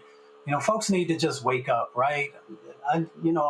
In my speeches, I used to always have a part where I would say, make sure you vote for somebody who actually cares about your community, who's willing to actually make investments in your community, and who cares about your children. And from this current administration, we haven't seen any of those types of things. They've gotten from you what they needed. They wanted your vote. They told you what you wanted to hear, and now the reality is kicking in. But they also, if you would have went a little bit deeper, you would have actually been able to see that when they were talking about Project 2025 and Agenda 47 and all these various things that were out there, that, yeah, after it impacted Black and brown folks and indigenous folks, you were right there also the next to receive these impacts that were going on. So as we move forward, the midterms are not that far away. It's literally a blink away. I hope people will actually analyze these individuals who are asking for your vote and ask yourself the question, will my life be better? Will my children's life be better if I give them my vote? So let me say the final comment before I go to break. This is for all y'all people in Nevada, all y'all people in Kentucky, and all y'all people in these red states who fell for Trump stuff. You about to lose your job. You about to lose your job. You are about to lose your job. And y'all can't blame it on Black people. You can't blame it on brown people. All y'all can do is blame that white supremacist in the White House. I'll be back. This week on A Balanced Life, we're discussing all things young adulting. You've graduated high school, now what? I know you're ready to move out of your parents' home and do your own thing, get on college campus and have fun with your friends. But there's some tips and tools that you'll need in order to be able to enjoy the journey to young adulthood. Just walked across that stage. You excited, you about it, you ready to live your life. You don't have to listen to your parents. You come and go as you want. But do you have the funds to live the lifestyle that you have grown accustomed to? That's all next here on A Balanced Life with Dr. Jackie on Black Star Network. Hey, what's up, y'all? I'm Devon Frank. I'm Dr. Robin B., pharmacist and fitness coach, and you're watching Roland Martin Unfiltered.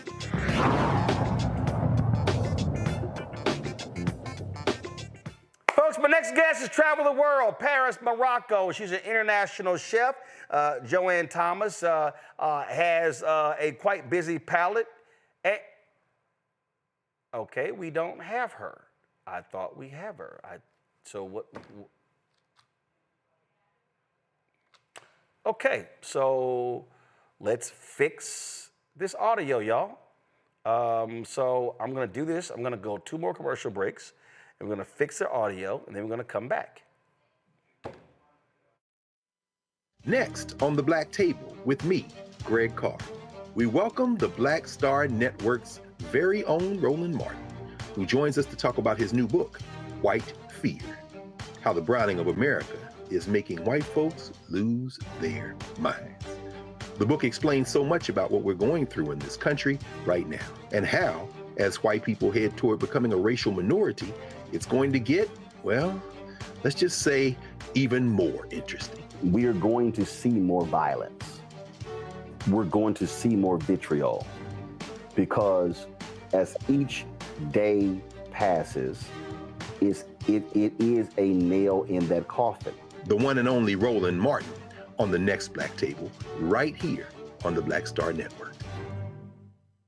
On the next Get Wealthy with me, Deborah Owens, America's Wealth Coach, Black Americans have 1/10 the wealth of their white counterparts.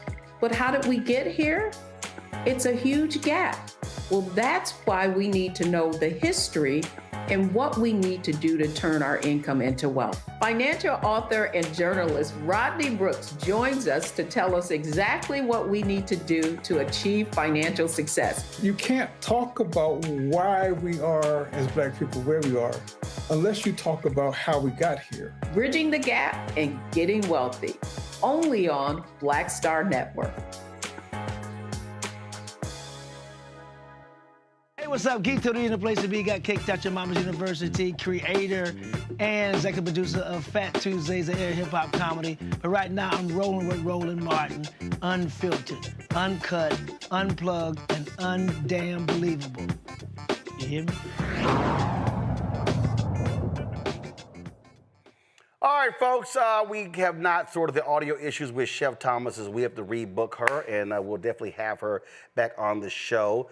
So let me do this here. Let me thank my panelists, Tylik, Larry, and Mustafa for being on today's show. Gentlemen, I certainly appreciate it. Thank you so very much. We'll keep giving them hell. Thanks a lot. Folks, Spike Lee, Denzel Washington, they are back at it with a new movie called Highest to Lowest. It's in movie theaters. It will stream on Apple TV Plus on September 5th. This is the trailer. New mixes of mood music. I need a theme. Theme music. Hey! Wake up, y'all. The king's here. Got to pay back. Hey! Buying back, stacking his records. It's a lot of money. There's more to life than just making money. It's integrity. That's what you stand for. What you think? I think you gotta be a little crazy sometimes in this world to get what you want. King David, now ain't this something? I got your full attention now, huh? You finally listening to me. Somebody's got Trey. What do you mean somebody's got? Somebody's kidnapped our son. $17.5 million in an all-black Jordan backpack. Try me if you think I'm playing. I ain't got. Up the trunk from the front. 11 a.m. board the 4 train going to money-making Manhattan. You let him go, I make sure you set free. It's too late for all that. It's never too late. You're not God no more, nigga. I am. 35 and I'm still a pretty guy. I gotta feed the streets, my lady, and a newborn kid. And I ain't trying to go back and do another bid, dig? I know what it is to risk everything you have for something that you want. I know what that means, to have nothing and want everything. What is that? Insurance. That's Jake from State Farm. Shout out to my felons, boy, we caught another felony. Shout out to my felons, boy, we caught another felony. Shout out to my felons, boy. I can't go out like this, you know that. Shout out to my felons. Well, then his blood is gonna be on your hands then. Pack out the trunk. Oh, you want to do this? I got into this by myself. I'm going to get out of it by myself. Where's my money? I got the 4-pounder sitting right here. Don't try nothing funny.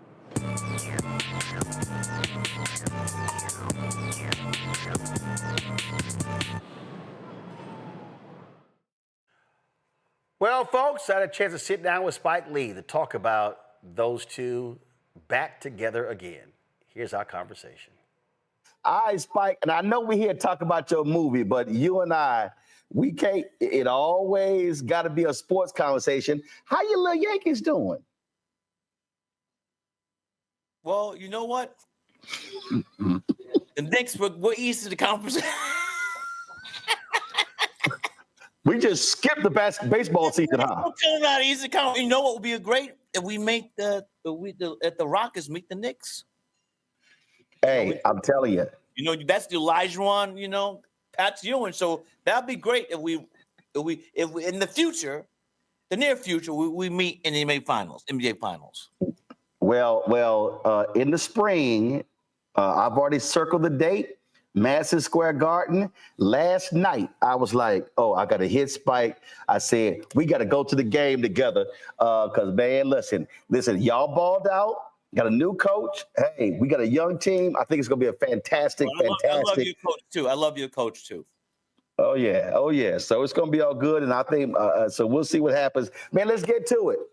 You and Denzel back together again.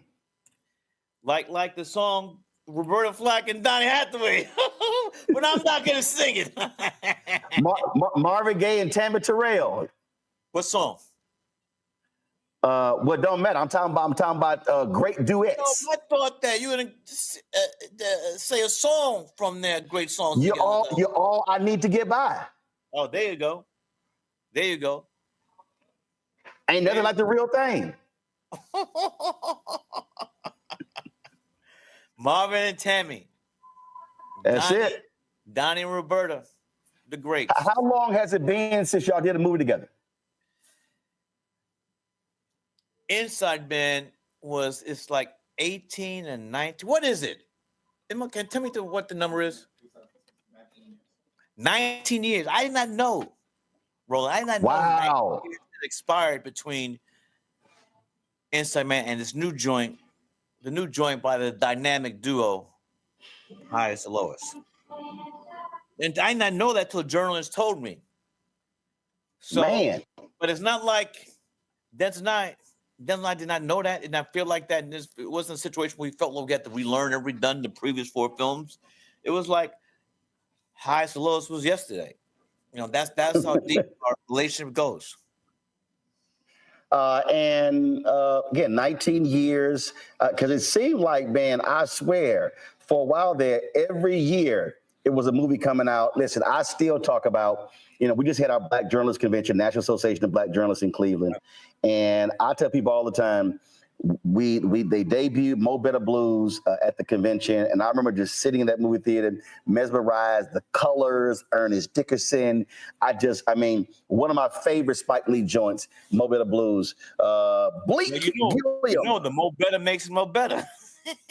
Mo Better. And you want some more of that Mo Better? Yeah, I want some more of that Mo Better. I think we delivered with this new joint, the Highest to Lowest.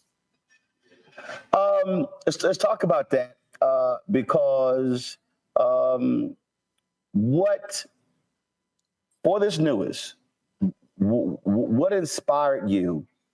The setting, music exec, Denzel's the boss. My goodness, you got the amazing Jeffrey Wright. How did this come together? Well,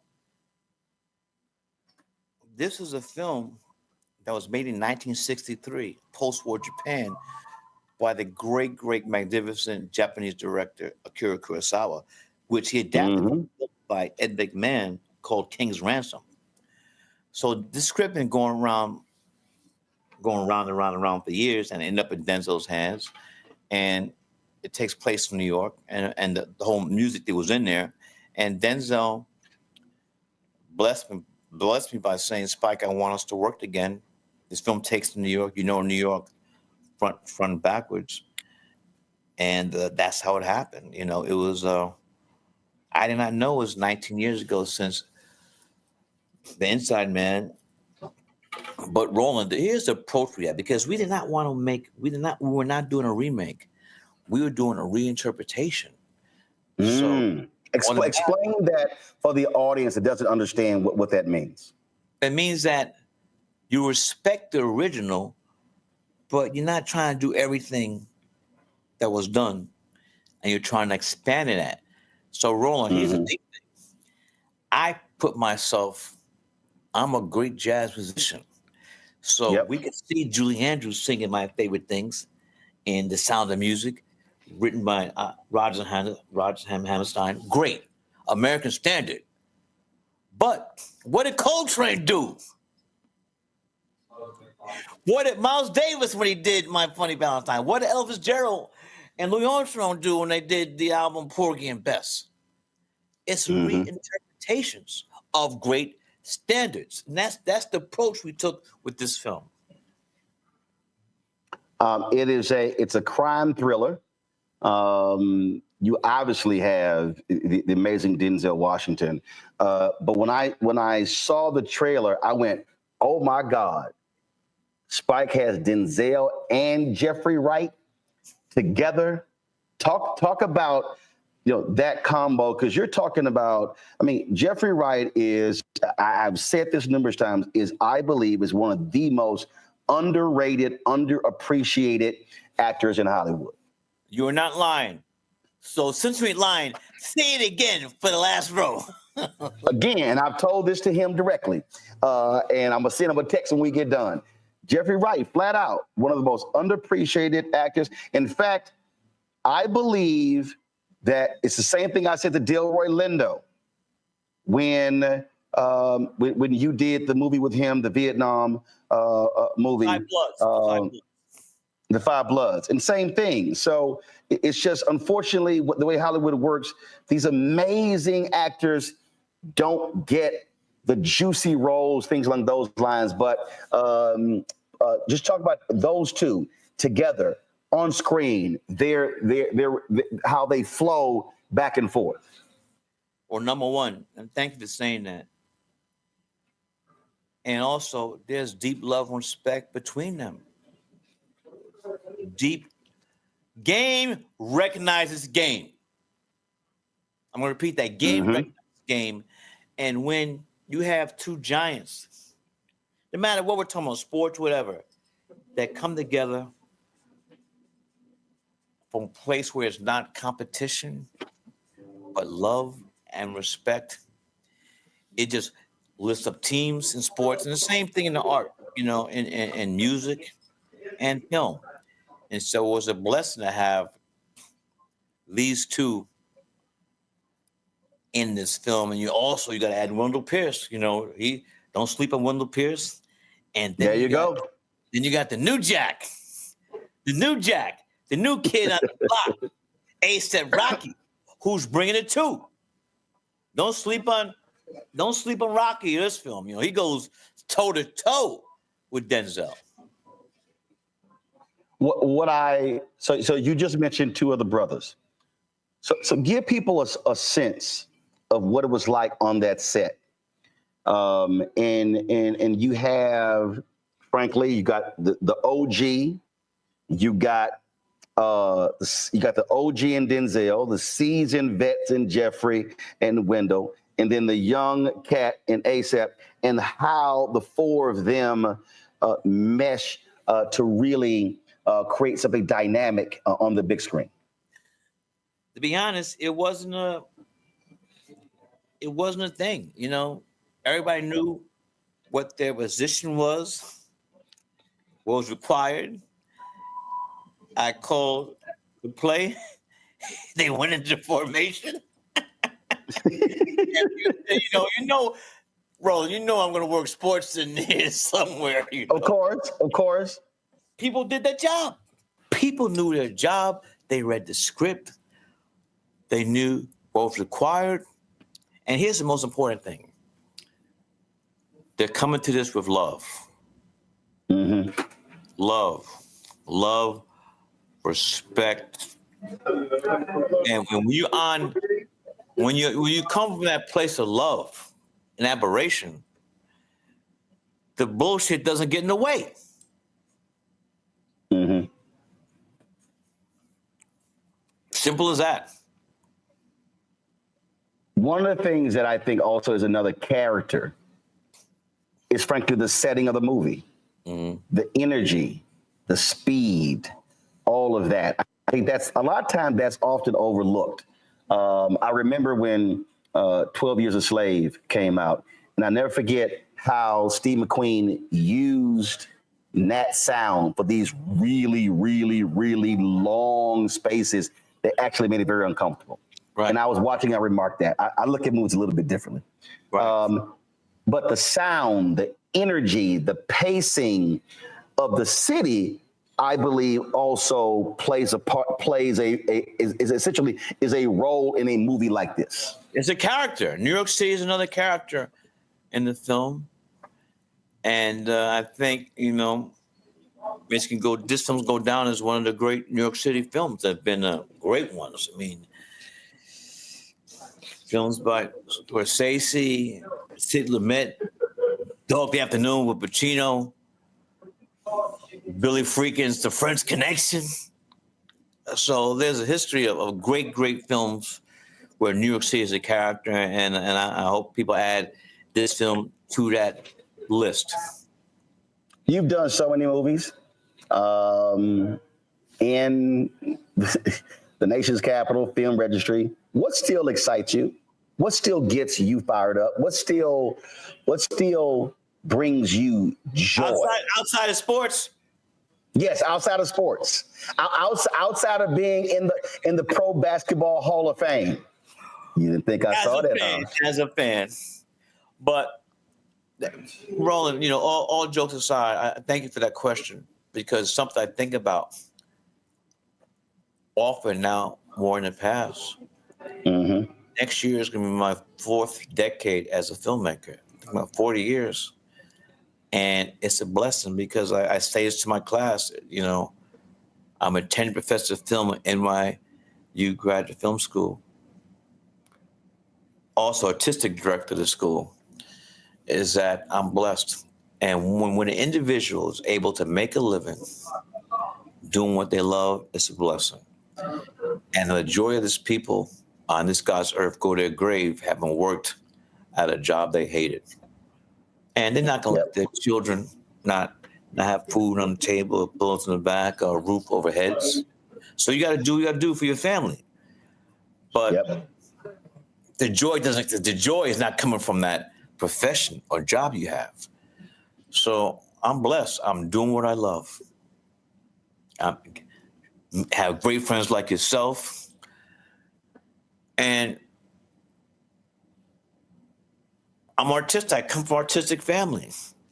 And I'm success, which my father would never had. Great musician, did the scores for my films. She's gonna have his school days, Do the Right Thing, Mo Better Blues.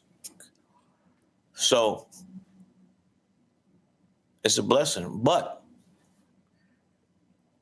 it's my opinion that if you ain't working hard, you ain't busting your ass, them blessings ain't coming.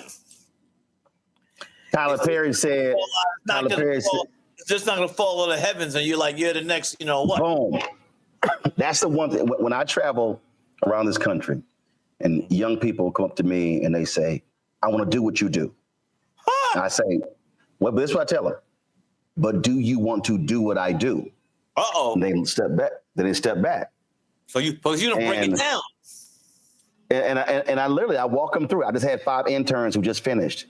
I mean, we were sitting right here. I literally just landed in Indianapolis, raced to the hotel, room's not ready, not a problem. Set the laptop up, external camera, light, wireless microphone. I didn't bring anybody with me. And what I told them was, I said, if you want to do what I do and get what I've gotten, then you got to do what I do.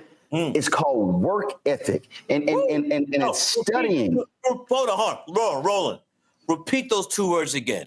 I tell everybody, it's work ethic. You have to combine work ethic, studying your craft, because they go together. Because you just said something when you were talking about your students, your class. When I interviewed Maddie Rich and I FaceTime you, and Maddie and he and Spike, you may not have seen the interview, but dude, he was crying. And he said, man, I was holding that thing in 20 years. He says, I now understand what Spike was trying to tell me back then. And here's Maddie now teaching in a film school. And his wife came up to me at Essence and she said, Roland, you don't understand. He was carrying that burden for 20 years. And what you were saying to him then was, you made a good movie. You made a great movie. You're getting all of his attention. Study your craft, work ethic, focus on understanding how to do this, the nuances. And he said, and it's amazing he's not doing that. And so many people, Spike, they want the selfies, they want the riches, they want to be able to be known, to connect with the celebrities, but they don't want to do the work. You got to do the work. Got to put the work in. But no, can I add to you? Yeah, go ahead. Here's the thing. This your interview. Here's the secret. Here's the secret. If you love what you're doing, it's not work. Boom. If you love what you do, it's not work. If I was Terrence, if I was Morris Chestnut in Best Man, sustained. That's the sustained. Beauty. That's the beauty. If you find, here's the thing, though. Everybody doesn't look. It's unfortunate. Everybody doesn't find that something that they love. But when you do, you're gonna. If you love it, you're not thinking about the hardships you have to go through to get where we want to get there. But when you love something, when you are blessed to find something that you want to do, something you want to devote your life to devote the rest of your life to, whatever it is, it's not work. And that's why. Oh, you're absolutely right. But here's the thing, though. It's the trick because you're tricking your mind. You know you know it's hard, but your mind is tricked because you love what you're doing. So the hard work stop you from doing where you got to get to. Dude, we're dropping pearls today, baby. No, I mean what you just said. I'm telling you, it's like when people they stop me and they say, "Hey, Roland, this your sister's birthday party. You got 4 cameras going and you're shooting stuff." I said, "Oh, I'm sorry, that was work." I mean, it was just. So for me, I get joy out of shooting. I get joy. See, everything for me, people don't realize, Spike, I went to communications high school. I learned behind the camera before I was in front of the camera. Well, so repeat it again. Repeat that again. I learned behind the camera before I got in front of the camera. And I was excellent at that. So shooting and setting up cameras and setting up mics and framing shots, I was doing that in the 10th, 11th grade. So what about being in front of the camera? In fact, you're going to love this, Spike. We couldn't walk into the TV studio the first semester. We had to learn cables, definitions, and everything. So the second semester, Mary waits, unlocks the door, and all the students rush to the set. Exactly what I said. I turned my right, I said, where does the person sit who tell them what to do? And she said, they sit in over there. I said, I'll be over there. That was the control room. And so, but it's the work ethic. And so even though 4 halls of fame, multiple honorary degrees, I still get joy out of a new piece of equipment, Spike. Oh, I can do this. I can do that. And that's the love. L-O-V-E. That's the love. Love. You know, you could just, I know it might sound simplistic, but L-O-V-E. L-O-V-E. Absolutely. That's the key. And the sad thing is that sometimes people don't find, for whatever reason, that joy or that love, and it's sad. Yeah, that is sad. And also, let me jump right here. You could just tell. You ever been around people, and the energy you get is like it's just off and like oh yeah. And you just after that, you're like, I ain't gonna be around them no more because I don't want to catch no. No, seriously, I mean, one of I appreciate God giving me discernment. There are folk, I'm like, matter of fact, I told somebody this, they thought I was lying. I said, I've met a lot of celebrities. It's some people, I don't want their phone number. Bad Straight energy. Up. It's bad energy. It's some cats. I don't want their phone number. I don't want to talk to them again. If I see them, I'm going to stay on this side. I might wave, keep it moving. And they like, are you serious? I'm like, yeah. I don't, and because again, other folk can bring you down, that negativity. Man, I don't want that thing around me. I don't even want you speaking to my family members. That energy is bad. yeah. The operative word is bad. It's bad. Not the way Michael said it, though. Say it again. Not the way Michael sang it. Yeah, no. No. He said bad. We talking about bad. Yeah. You know how we be flipping stuff. When a person sits in that seat and they sit down and watch the movie. And for me, I was taught, again, by Mary Waits, you watch till the end of the credits. She said, because don't leave when the action's over. She said, because the credits, that's how that movie got made. So ever since high school, I literally stay in that seat. Right. But as a director, what do you want a moviegoer to walk out of that theater saying after they watch this movie? Or what do you want them to feel? Denzel is such a magnificent actor, definitely one of the greatest living actors today. And this film is about choices, morality, ethics. And you have an actor like Denzel, the audience watching this performance puts himself in Denzel's shoes. And so when that happens, they become engaged. And the choices they see Denzel make, they ask themselves, if I was in Denzel's shoes, what choice would I make and not make? And that's when great cinema, for me, occurs when audiences become engaged, and ask themselves, what would I do?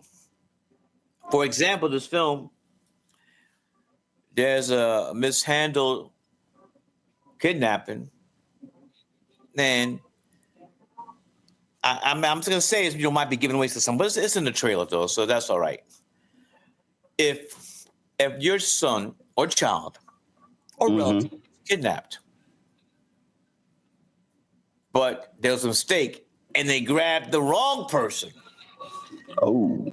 But the person who's doing the kidnapping said, I don't care if I made a mistake. You still gotta pay the money.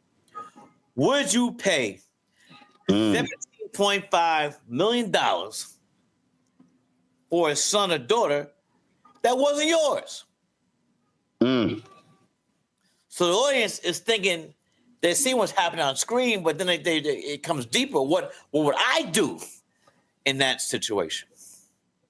Yep. That's choices. And the problem is Denzel's so good. I got Henry works on my staff. He said, man, he's so good. He had me pulling for Frank Lucas in American Gangster. He was like, he said, he walked out of the church. I was like, come on, Frank, get away.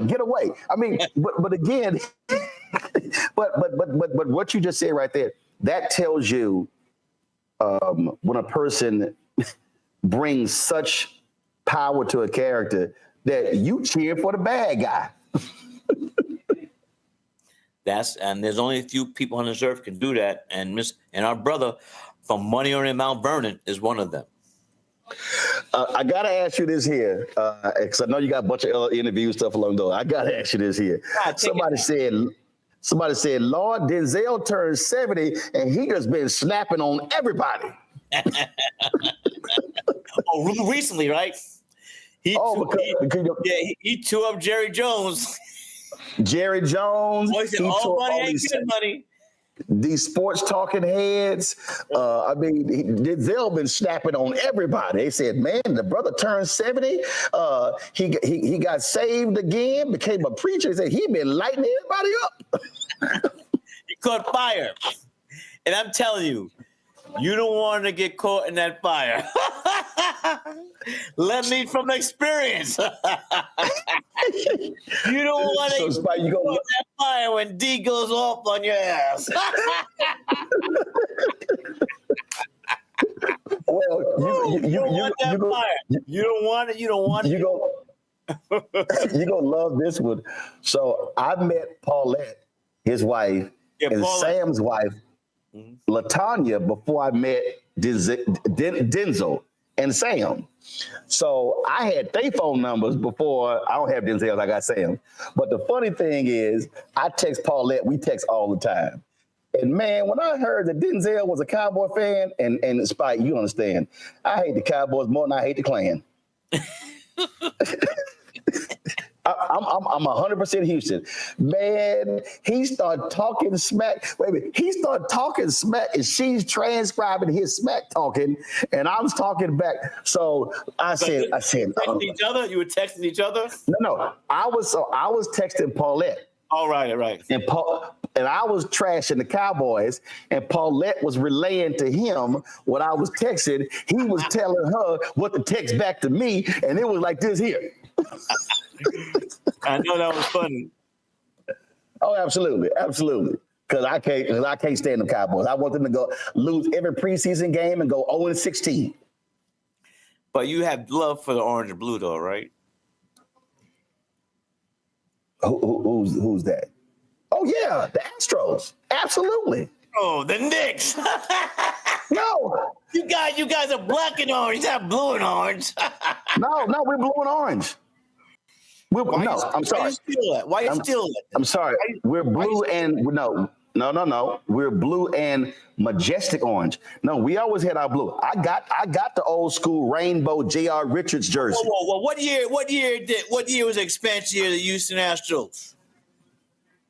We were the Colt 45s, and then in the late 60s, What was the year? I don't know, like 68, 69. The New York Knickerbockers, one of the charted members of NBA. We were orange and blue way before you guys. So I know, but y'all haven't won a title since the original Shaft came out. That was a good one. Shaft, he's a bad move. Isaac Hayes. Shut your mouth. We always have a good time together. Who was the biggest surprise in this movie that caused you to go, damn, they good? Well, what I would say for the audience, my brother, they're gonna say A$AP Rocky. He's in there swinging. They're trading shots, Denzel and A$AP in this film, and what wasn't scripted, it turned to a rap battle. Really? Denzel dropping Nas, Illmatic. That's the thing. See, Denzel's competitive because you talked about in He Got Game when he was like, "Listen, I ain't getting beat. I'm gonna score something. I'm gonna hit some." He wasn't gonna be a donut. He was gonna at least score some baskets. And another thing, Roland, real quick, is that Denzel played JV at Fordham, and PJ Charisma was the coach. Really? Matter of fact, I just had one of my interns runs track at Fordham. She was just on Fordham Rams. But see, I just love that part again. So whether it was He Got Game or what you just described, the competitive nature is like, oh, so you're a rapper? Okay, all right, okay. I mean, don't think I'm an old geezer. I got something for you too. But the reason why that works, Ron, it just lists the whole film up. So it's not done for selfish purposes. It's done to make the film better. There you go. And also go a little dig deeper. It's about love. Right. But see, this is the mistake that I think people make when they talk about competition. Competition ain't bad. Magic said Larry made him better. Larry said Magic made him better. Bill Russell said Wilt made him better. Wilt said Bill Russell made him better.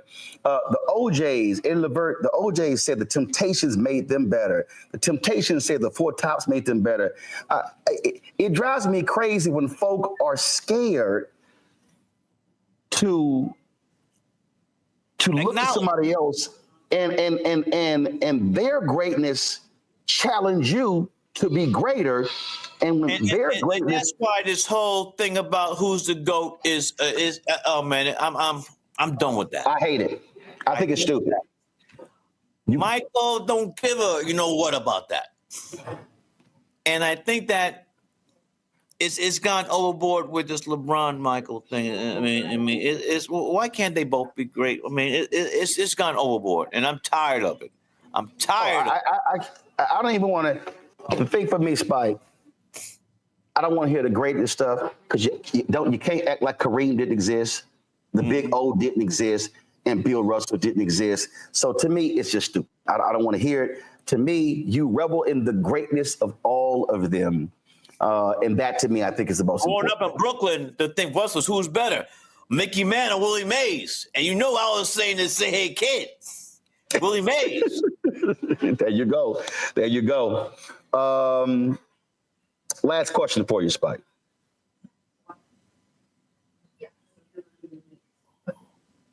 If you had to sit down and somebody, no, I don't want to ask that question. You were in a group, you go somewhere, you in a classroom with a group of students. And this is shocking, but they don't know who Spike Lee is. Let's go to the future. We are 100 years in the future, and you're in a classroom with a group of students. Of all your movies, what movie would you want to show them that speaks to who you are? Malcolm X.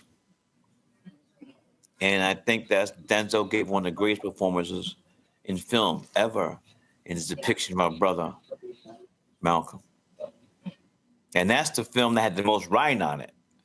I don't know if I ever told you this, but before we did the film, I called up the Minister Farrakhan, said, my beloved, we got to talk. So I flew to Chicago and sat down with the minister because I cannot put cast or crew in danger. You know, I cannot have the Fruit of Islam FOIs roll up on set. We had a great meeting, and Minister Farrakhan, I've said this publicly before, so it's not a secret. He said, Spike, I really cannot comment on what you'll say about Honorable Elijah Muhammad. No, he said, I really can't comment on what you said about Brother Malcolm. But be very careful what you say about Honorable Elijah Muhammad. And then when the movie came out, I got this letter from Minister Farrakhan saying how much he loved the film, and I framed it, and it's up on the wall in my office. But I had to do that. I had to go to Chicago and sit down with the minister. I had to do that. But you also, and this is the off-screen part, you also let the Teamsters know, y'all don't hire some black drivers. Oh, yeah. The Teamsters are a union. You know, they drive the trucks, and I met with Tommy O'Donnell, and I said, look, why are there no black Teamsters? We need, look, if you don't put some brothers and sisters into the union, I'm having FOI drive the trucks. And it wasn't a threat. I just look, and I know you don't want to be messing with the brothers from the Fruit of Islam. So that was really a great moment. Now, if you understand that historically, these unions have kept minorities and women out. Yep. That was a big breakthrough. Yep. Well, it looks like you have done some truly amazing things, man. It's always great when we get to chop it up. I really hope. And let me tell you something right now. When you're talking about sports, right? And let me tell you something. This I need everybody to understand in terms of my love for you, my love for Denzel, my love for Jeffrey Wright and Wendell Pierce. See, these streaming services, they don't spend money, they barely spend any money on Black-owned media. And I have a typical rule when they got movies. Which is a different conversation. There you go. And I have a rule. They all call me to push the product, but they don't want to spend no money on advertising. So an exception was made for this movie and you, Apple Studios, A24. No. I said, yo, don't let me, you don't want, you better call Roller and get us in. Yeah, because see, the deal is let's be honest. So no ownership, not ownership, but advertising. Advertising has ever been bought from Apple? The only thing ever, it was when the movie Swagger came out, when the show Swagger came out, and they came to me, they asked me to moderate a panel. I had to cast on the show, and it was like a $10,000 deal. And, you know, and the sister who was there, I had hooked up with, who was at NABJ, and they were talking, we want to do this much broader thing. And I ain't got a problem saying it. I reached out to some other executives there, and the CMO at Apple wouldn't even meet with me. They've never spent any money. And we talking about Apple, Hulu, Paramount, Starz, all these people. And this is what I tell them. Y'all want my audience to watch your stuff, and you want to bring your stars for interviews, but then you don't want to spend any advertising money. And I told, that's a goddamn shame. And look, Warriors Bond, I will be speaking to Apple. Brother, I appreciate it, because Warriors Bond. I mean, and thank you, and thank you for doing this without getting any advertisement. But this will be the last time. My brother, I appreciate it. Highest to lowest, folks. Check it out. It's in the theaters. I've seen it in the theaters. It's in theaters. IMAX, see on the big screen, and then later it'll be streaming, but catch it in the movie theaters first. That's a whole different experience than watch it on your little bit of TV at home. Spike. Those TVs, whoa, hold up. Them TVs are big-ass bodies in the whole mouth. Okay, you're right. I do have a couple of 82-inch TVs. One thing I'm asking of you. Next time we're on, you got to learn how to do the tighten up from Archie Bell and the Drills. Spike, you gotta say, go to YouTube.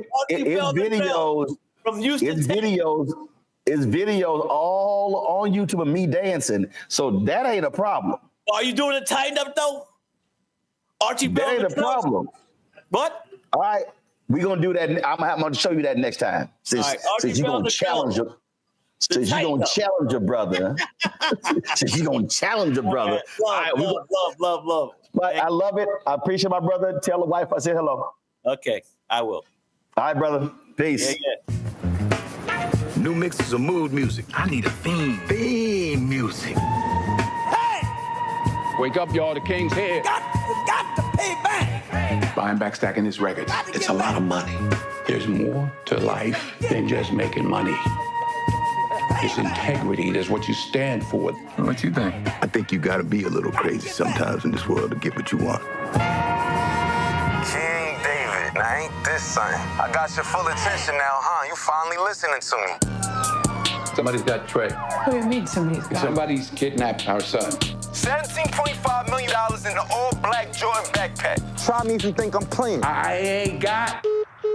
Back out the trunk from the front. 11 a.m. board the 4 train going to money-making Manhattan. You let him go, I make sure you set free. It's too late for all that. It's never too late. I'm not God no more, I am. At 35, and I'm still a pretty guy. I gotta feed the streets, my lady, and a newborn kid. And I ain't trying to go back and do another bid, you dig? I know what it is to risk everything you have for something that you want. I know what that means, to have nothing and want everything. What is that? Insurance. That's Jake from State Farm. Shout out to my felons, boy, we caught another felony. Shout out to my felons, boy, we caught another felony. Shout out to my felons, boy. I can't go out like this, you know that. Shout out to my felons. Well, then his blood is gonna be on your hands then. Pack out the trunk. How you wanna do this? I got into this by myself. I'm gonna get out of it by myself. Where's my money? I got the 4-pounder sitting right here. Don't try nothing funny.